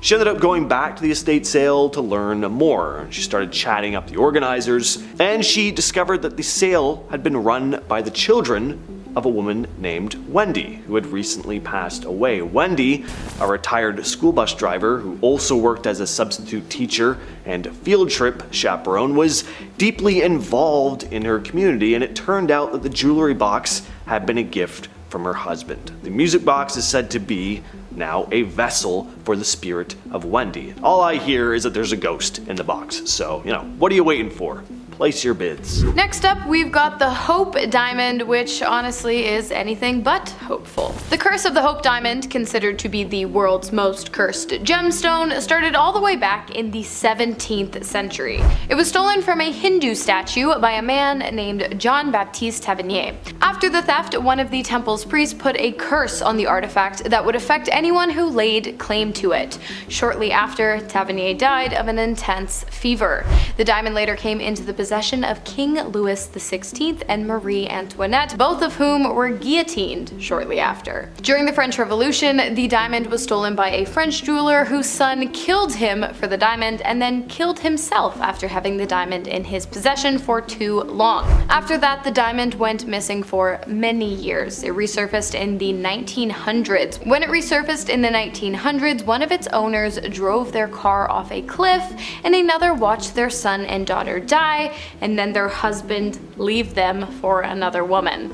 The diamond was then sold to a jeweler who then donated it to the Smithsonian after his house burnt down and he got into a life-threatening car accident, which is where it remains to this day. A doll of shadows is not the kind of thing that comes to mind when you think creepy doll. It doesn't look like a normal doll that just happens to have a dark backstory.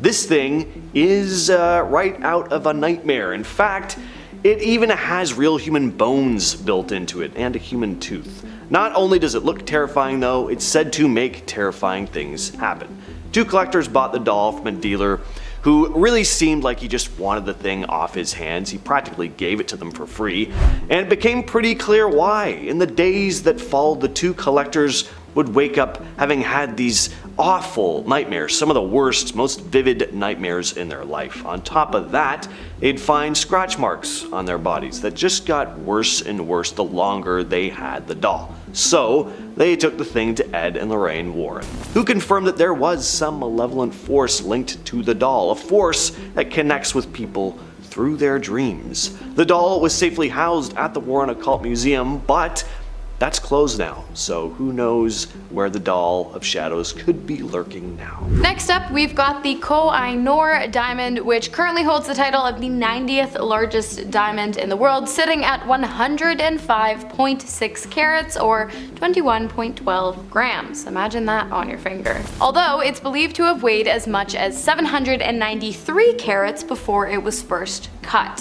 While its origins are disputed and ultimately unknown, what is known is that prior to reaching England at a weight of 186 carats, the diamond made its way through Europe, causing the death of any man who dared to don the jewel. One owner was killed while in Iran, another was imprisoned, and another watched 3 of his brothers die. Somehow, however, women didn't seem to be affected by the stone, and so by the time it had reached the UK, it was believed that the curse only affected the men who wore it, a belief which the Brits took very seriously. To this day, the imperfect diamond, which was cut to increase its brilliance when it arrived to the British monarchy, has only ever been worn by women, including the late Queen Elizabeth herself. Reddit user BrilliantTackle5408 shared a story about a beautiful Victorian era mirror they inherited from their grandmother, who had just recently passed away, a mirror that they quickly learned had a dark energy attached to it. At first they thought everything was normal when they hung the vintage mirror in their bedroom, but soon they started seeing strange shapes and figures in its reflection. Brilliant Tackle even heard faint whispers at night, at first thinking it was just old house noises, but the whispers got clear, even hearing their grandmother's voice at one point. And one night they were organizing some old family photos and glanced at the mirror, and there in the reflection was their grandmother standing right behind them, her eyes empty and hollow, her grin stretched impossibly wide. They moved the mirror to the basement immediately, hoping to stop the disturbances, but the whispers would persist. And finally, we have the La Peregrina Pearl, which is beautiful, but unfortunately out of my price range. Also, it's cursed. The pearl was originally discovered by a slave off the Gulf of Panama before it made its way into the Spanish royal crown's collection of jewels, after which the King of Spain, Philip II, sent the pearl to England as a gift for his future wife, Mary I. Mary was a devout Catholic with an incredibly high fondness for the prosecution of Protestants. During her rule, over 280 Protestants were burned at the stake in accordance with her orders, every one of which she bore witness to while wearing the La Peregrina Pearl, which is what ultimately resulted in her earning the nickname Bloody Mary.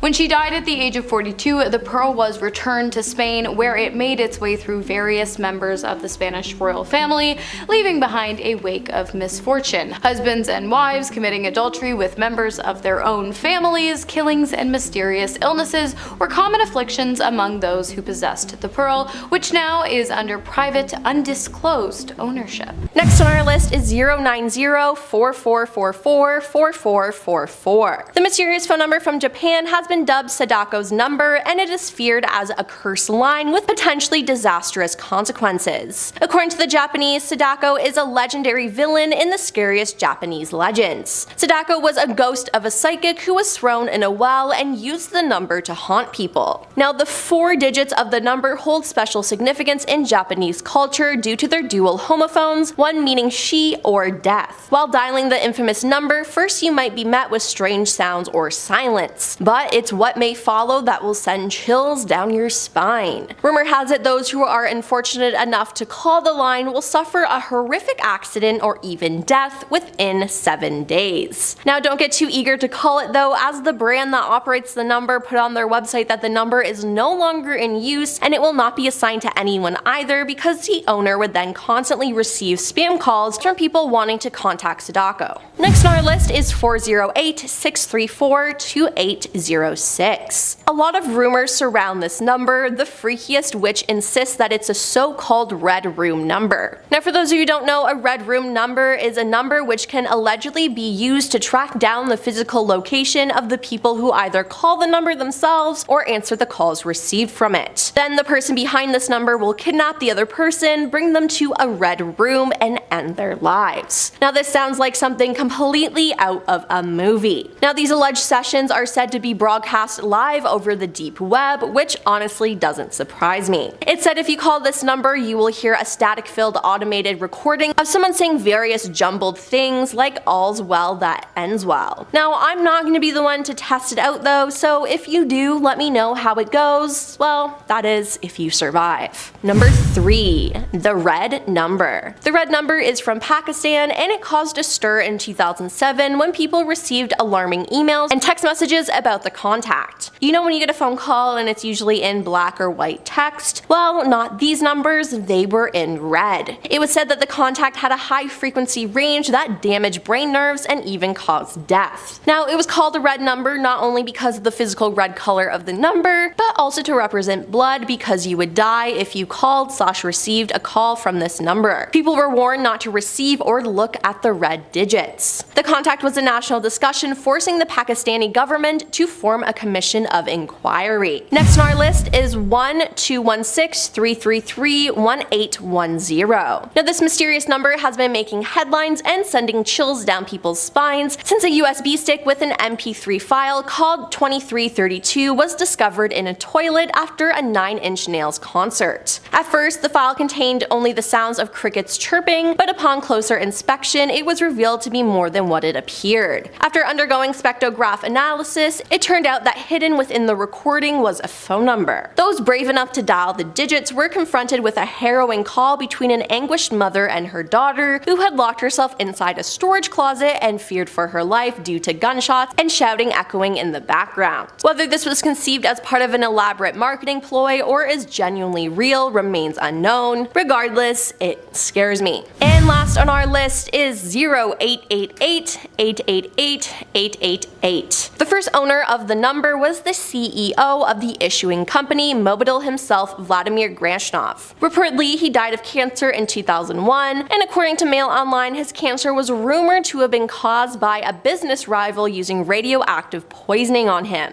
The number was taken up by a mafia named Konstantin Dimitrov, who died in 2003, where he'd gone to inspect his $500 million worth drug empire. Reportedly, he was gunned down by Russian mafias who were jealous of him. It's also said that he had the phone with him when he died. The third man who took up the number was businessman Konstantin Dishlev, who died in 2005 in Bulgaria's capital Sofia, reportedly outside an Indian restaurant. It was reported that he was also running a large drug operation. The case into his death is still open to this day. Now, does this really have to do with the number itself? I'm not too sure, but ever since 2005 the number has been suspended, and whoever calls it hears the same message outside network coverage, which I think is the best thing to do.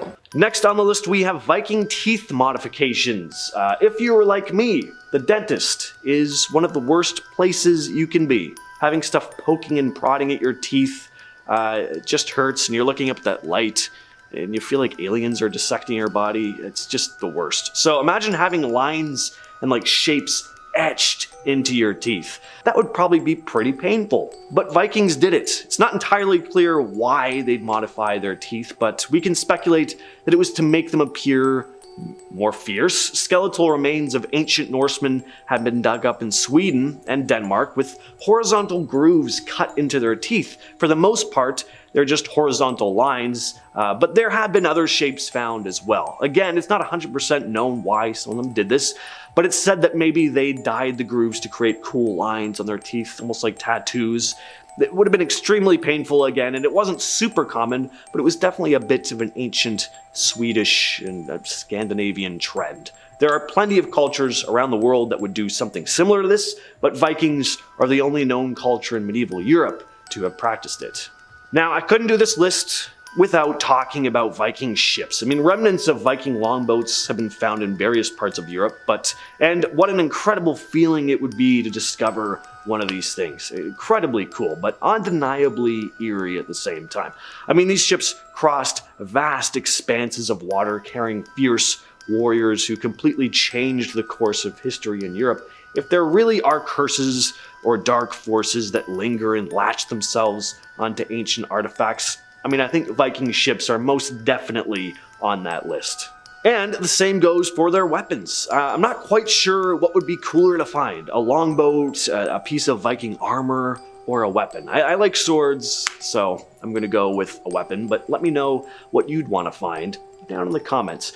Cursed swords and axes are pretty prevalent in Viking mythology, but again, if cursed objects really are a thing, pretty safe to say that these weapons that took the lives of so many unfortunate souls during Viking raids probably have some dark energy lingering on them of some kind. Again, if you believe in that sort of thing.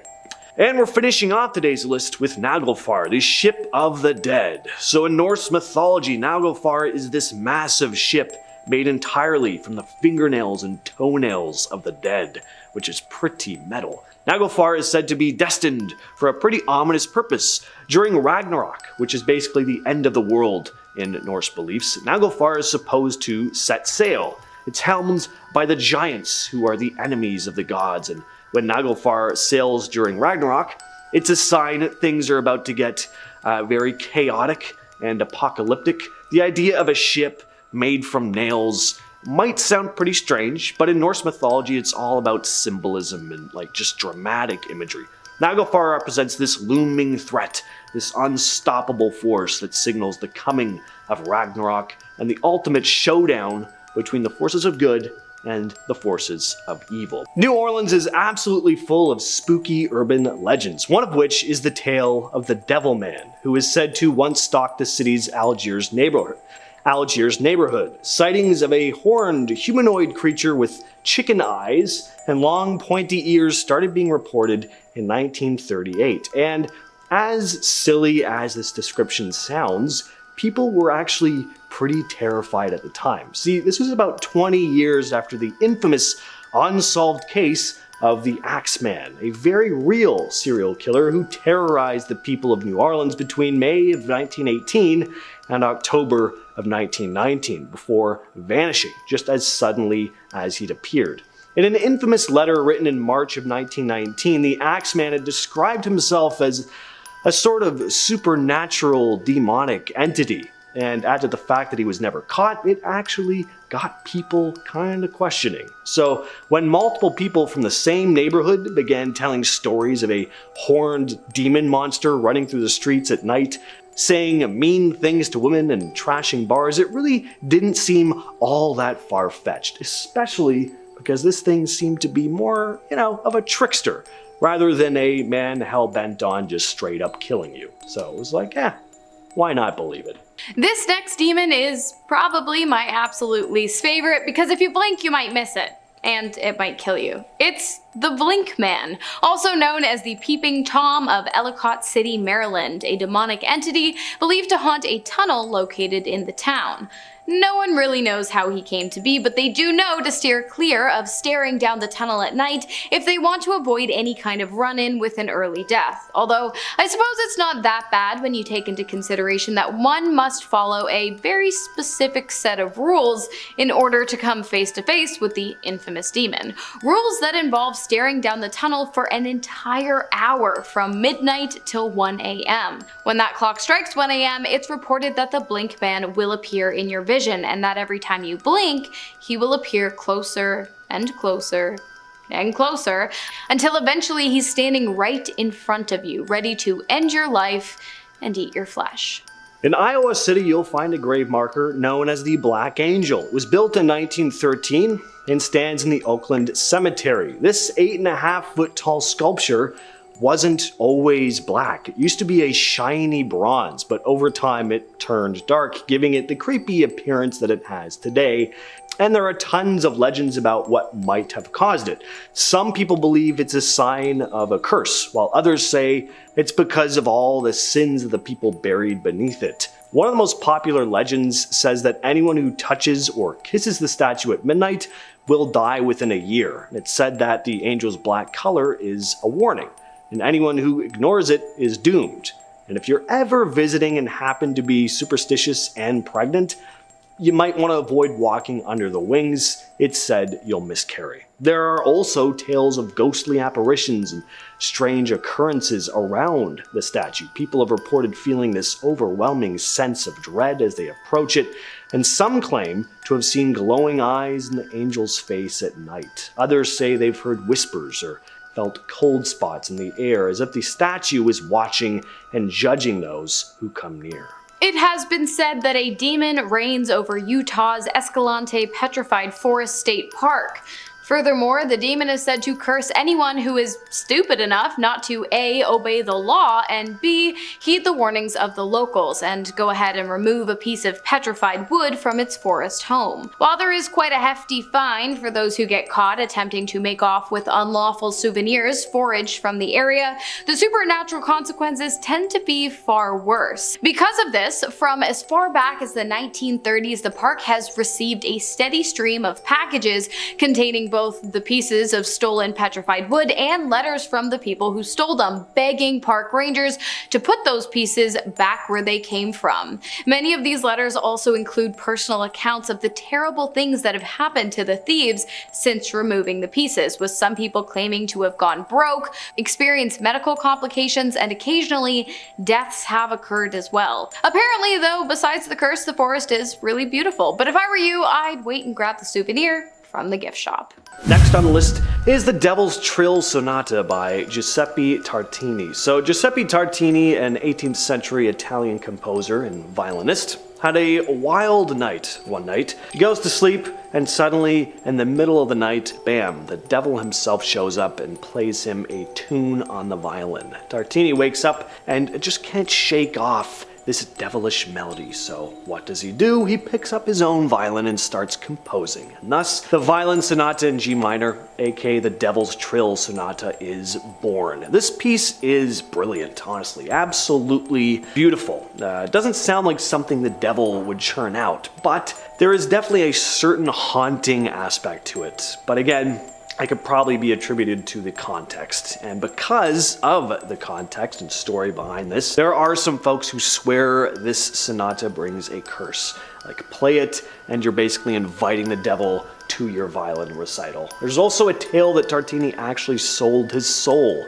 for this tune. Is it true? Who knows? Maybe he just had a very vivid imagination. Next up we have the Ghost song. This song is just terrifying. I don't know how to describe it other than it just sounds haunted. I first heard about this track when it was posted to YouTube without an artist name. It was a bit of a mystery for a while, and there was a creepypasta attached to it about someone who listened to the song and was incredibly disturbed by it, but they just couldn't get it out of their head. The song just got under their skin to the point where they became completely obsessed, unable to sleep. Another story goes that the person who wrote the song took their own life soon after recording it, as the track had caused them to basically lose their mind. Turns out the song is actually by David Byrne, a track called Horses, but even though these stories aren't true, it doesn't change how completely bone-chilling the piece is. In at number 3, we have Helter Skelter. Many know the story about the curse surrounding this one. Helter Skelter by the Beatles is a track off their 1968 album, The White Album. It's a loud, raucous track with Paul McCartney on vocals and a gritty sound that was pretty unconventional for the time. Helter Skelter got tangled up in the whole infamous Charles Manson nonsense in 1969. Manson believed that the song held secret messages and was a call for a race war.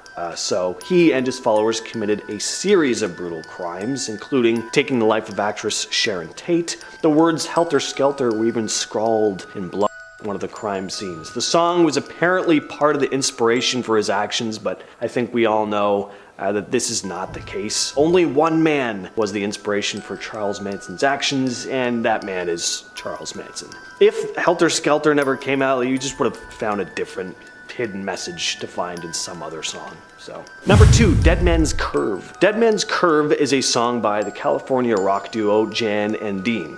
It came out in 1964. It was written by Jan Berry, Roger Christian, Brian Wilson, and Artie Cornfield. The song tells the story of a guy driving a Corvette Stingray who challenges another driver to a race on the Sunset Strip in Los Angeles. Now, the so-called curse associated with the song is rooted in the real-life events involving Jan Berry, one half of the duo. On April 12th of 1966, Jan Berry was involved in a very serious car accident on the infamous Dead Man's Curve section of Sunset Boulevard. And he was driving the same car described in the song. He collided with a parked truck. Fortunately, he lived, but the crash left him with severe injuries, including brain damage. Doctors doubted he would ever fully recover, but he did defy some expectations and eventually regained a bit of functionality. But in terms of the band, the accident marked a turning point in Jan and Dean's career, and that it put an end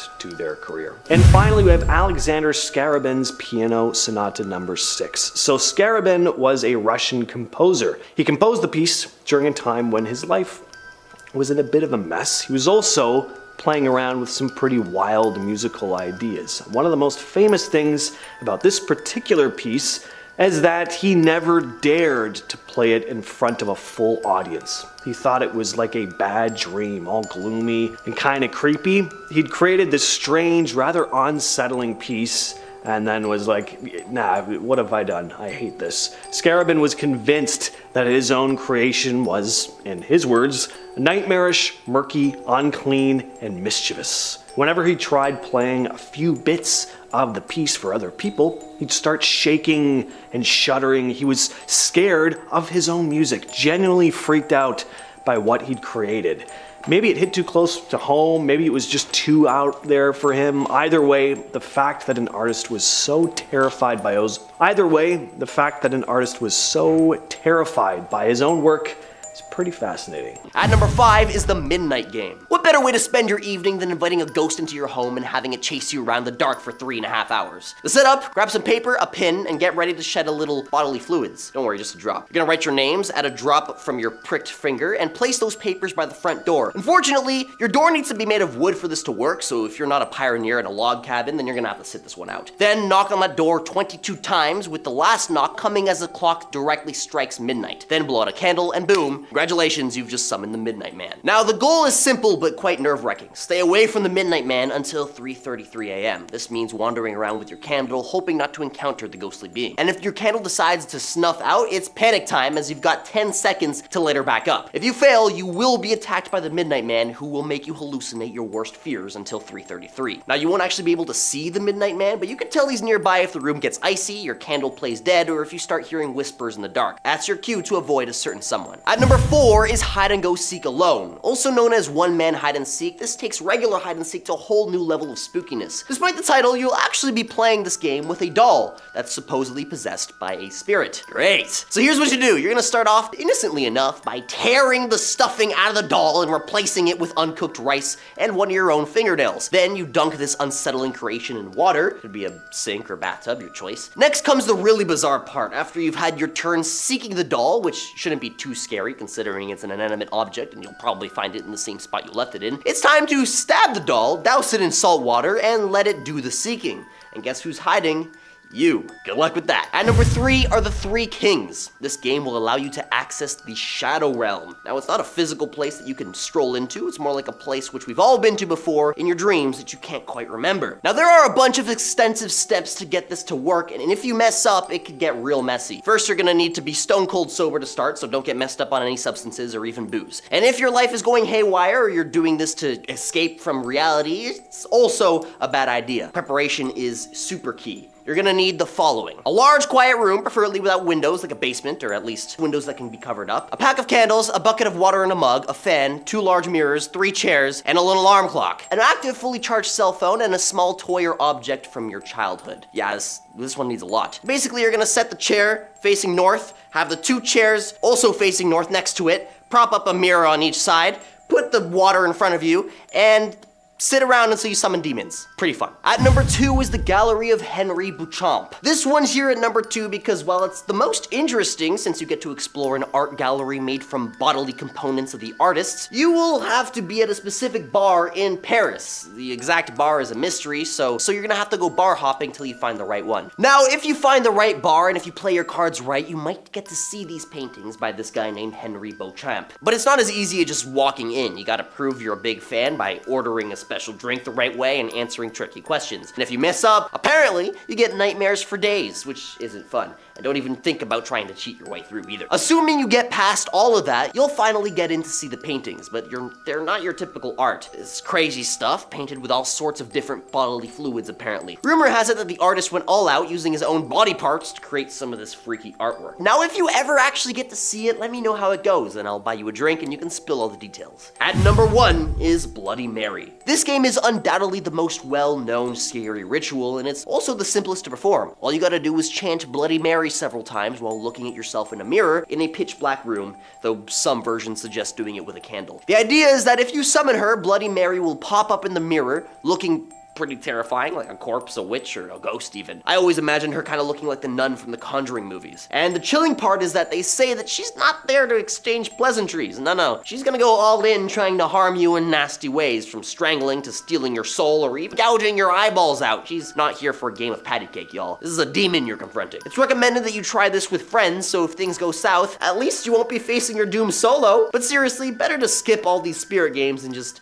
stick to safer pastimes. Looking at this puppet, would you ever think twice about sleeping in the same room with it? It looks pretty innocuous, right? Well, according to paranormal investigator Jane Harris from Stourbridge, West Midlands, that wouldn't be advised. She'd acquired the doll from a guy named John who claimed that the wooden puppet tried to choke him in the middle of the night. So Harris decided to keep a camera on the thing throughout the night to try and see if it got up to any mischief. Well, one night, it did. On camera, she captured the string with the cross attached, which operates the puppet, slowly moving upright on its own before falling back down in the case. Harris stated, "I've never had anything as exciting as this. I've caught pictures of mists, orbs, and shadows, but nothing as physical as this video evidence." The previous owner, John, had grown up with the puppet, which belonged to his father. He said he never liked it either, that it always gave him the creeps, and that whenever friends came to visit, they'd never want to get near it. And then, of course, there's the choking incident. After John's father had died, he was clearing out his belongings, but ended up keeping the puppet, which he left on the drawer by his bed. And that very night, the incident occurred. He said, quote, "I was wide awake in bed and thought I saw a shadow move from one side of the window to the other, and worried something was trying to scare us. Then, without warning, my throat suddenly went really tight. I've never had anyone's hands around my throat before, so it was really scary. I tried to wake my wife, but it took her ages to come around. When she did, I remember looking straight at the puppet sitting on the drawer near our bed and realizing it was him." We've all heard of Robert the Doll. Well, how about a spooky first-hand account? This story comes from Reddit user Sublime Sloth, who posted this story along with a photo. They wrote, "Long story short, friend's sister went to the Robert the Doll exhibit in Key West and didn't believe the curse. Apparently flicked it off and took a photo without asking permission. Started having terrible luck. Photos messed up, eerie feelings of being watched, etc. This photo was taken after a conversation talking about how she felt that Robert was following her and had something to do with her string of bad luck. Someone jokingly took the photo after invoking Robert's name to see what would happen. 100% real and not photoshopped. She immediately wrote a letter apologizing to the doll the next day.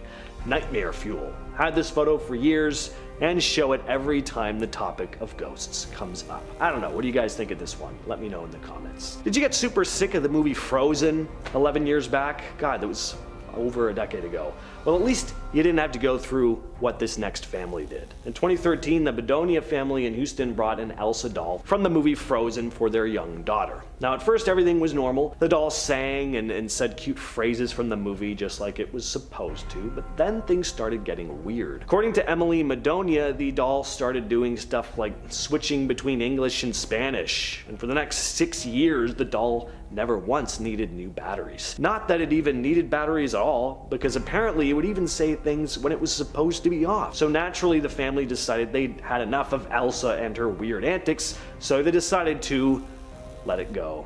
Good old 11-year-old joke. Anyway, they threw it in the trash, but none of this is the creepy part. A few weeks later, they found Elsa in their basement. They tried to get rid of it again, this time by putting it deep at the bottom of the trash bin right before the garbage was collected. Then they took a short trip out of town, thinking the doll was finally gone, but when they got back, Elsa was sitting in the backyard, like she'd never left. Now you'd think someone was just messing with them, but Emily pointed out that the doll had this distinctive mark from their daughter. The doll sitting in the backyard had that very same mark. This is Harold, full name Harold the Haunted Doll.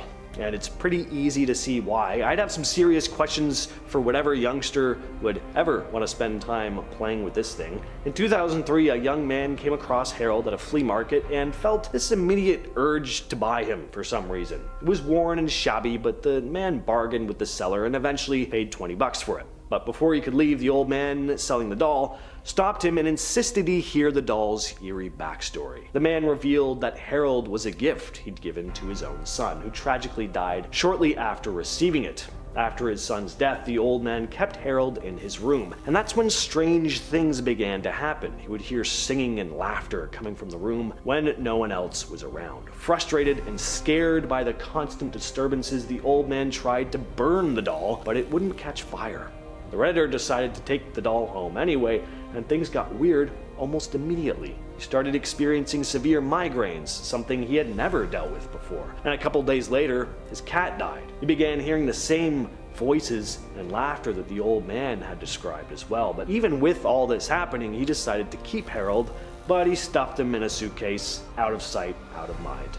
And I guess he couldn't burn it, he already knew. But I would have definitely not kept it in a suitcase. I would have driven it out of town and left it in the woods. The Swamp Dolls. That sounds like a great name for a band, but you know, that's not where I'm going with this thing. So in 2014, police in Alabama stumble on a very odd scene in Bear Creek Swamp. They find 21 dolls, most of them antique porcelain, all stuck on bamboo stakes and standing upright in the middle of the swamp. The dolls were discovered on land owned by a timber company, but when the police tried to reach out to the company to get some answers, they never got a response. The police also tried to track down who put the dolls there, but they came up empty-handed. Now, this wouldn't be all that eerie if Bear Creek Swamp didn't already have somewhat of a spooky reputation. People who visit the swamp have reported hearing disembodied voices, seeing strange orbs, and even spotted unidentified creatures. There's also an old legend that says the swamp is haunted by a grieving mother who's endlessly searching for her lost daughter. But believe in ghosts or not, it's hard to deny that finding a bunch of old dolls on stakes in a swamp is kind of unsettling. I do have to wonder what's going on in that town though, because I feel like if I was a cop and I was called to a scene where there were dolls on stakes, I'd be like, I think there's something else probably better I could be doing with my time. Maybe that's just me though. All that said, I've been your host James, and I'll catch you, yes you specifically, in the next video. Want to see more videos like this one? Check out this video next. This video is about scary moments in history that they don't teach in school. Yep, we found all the best facts from history that they can't teach you about in school for obvious reasons, so you can learn them from us instead. Click the video now to find out more.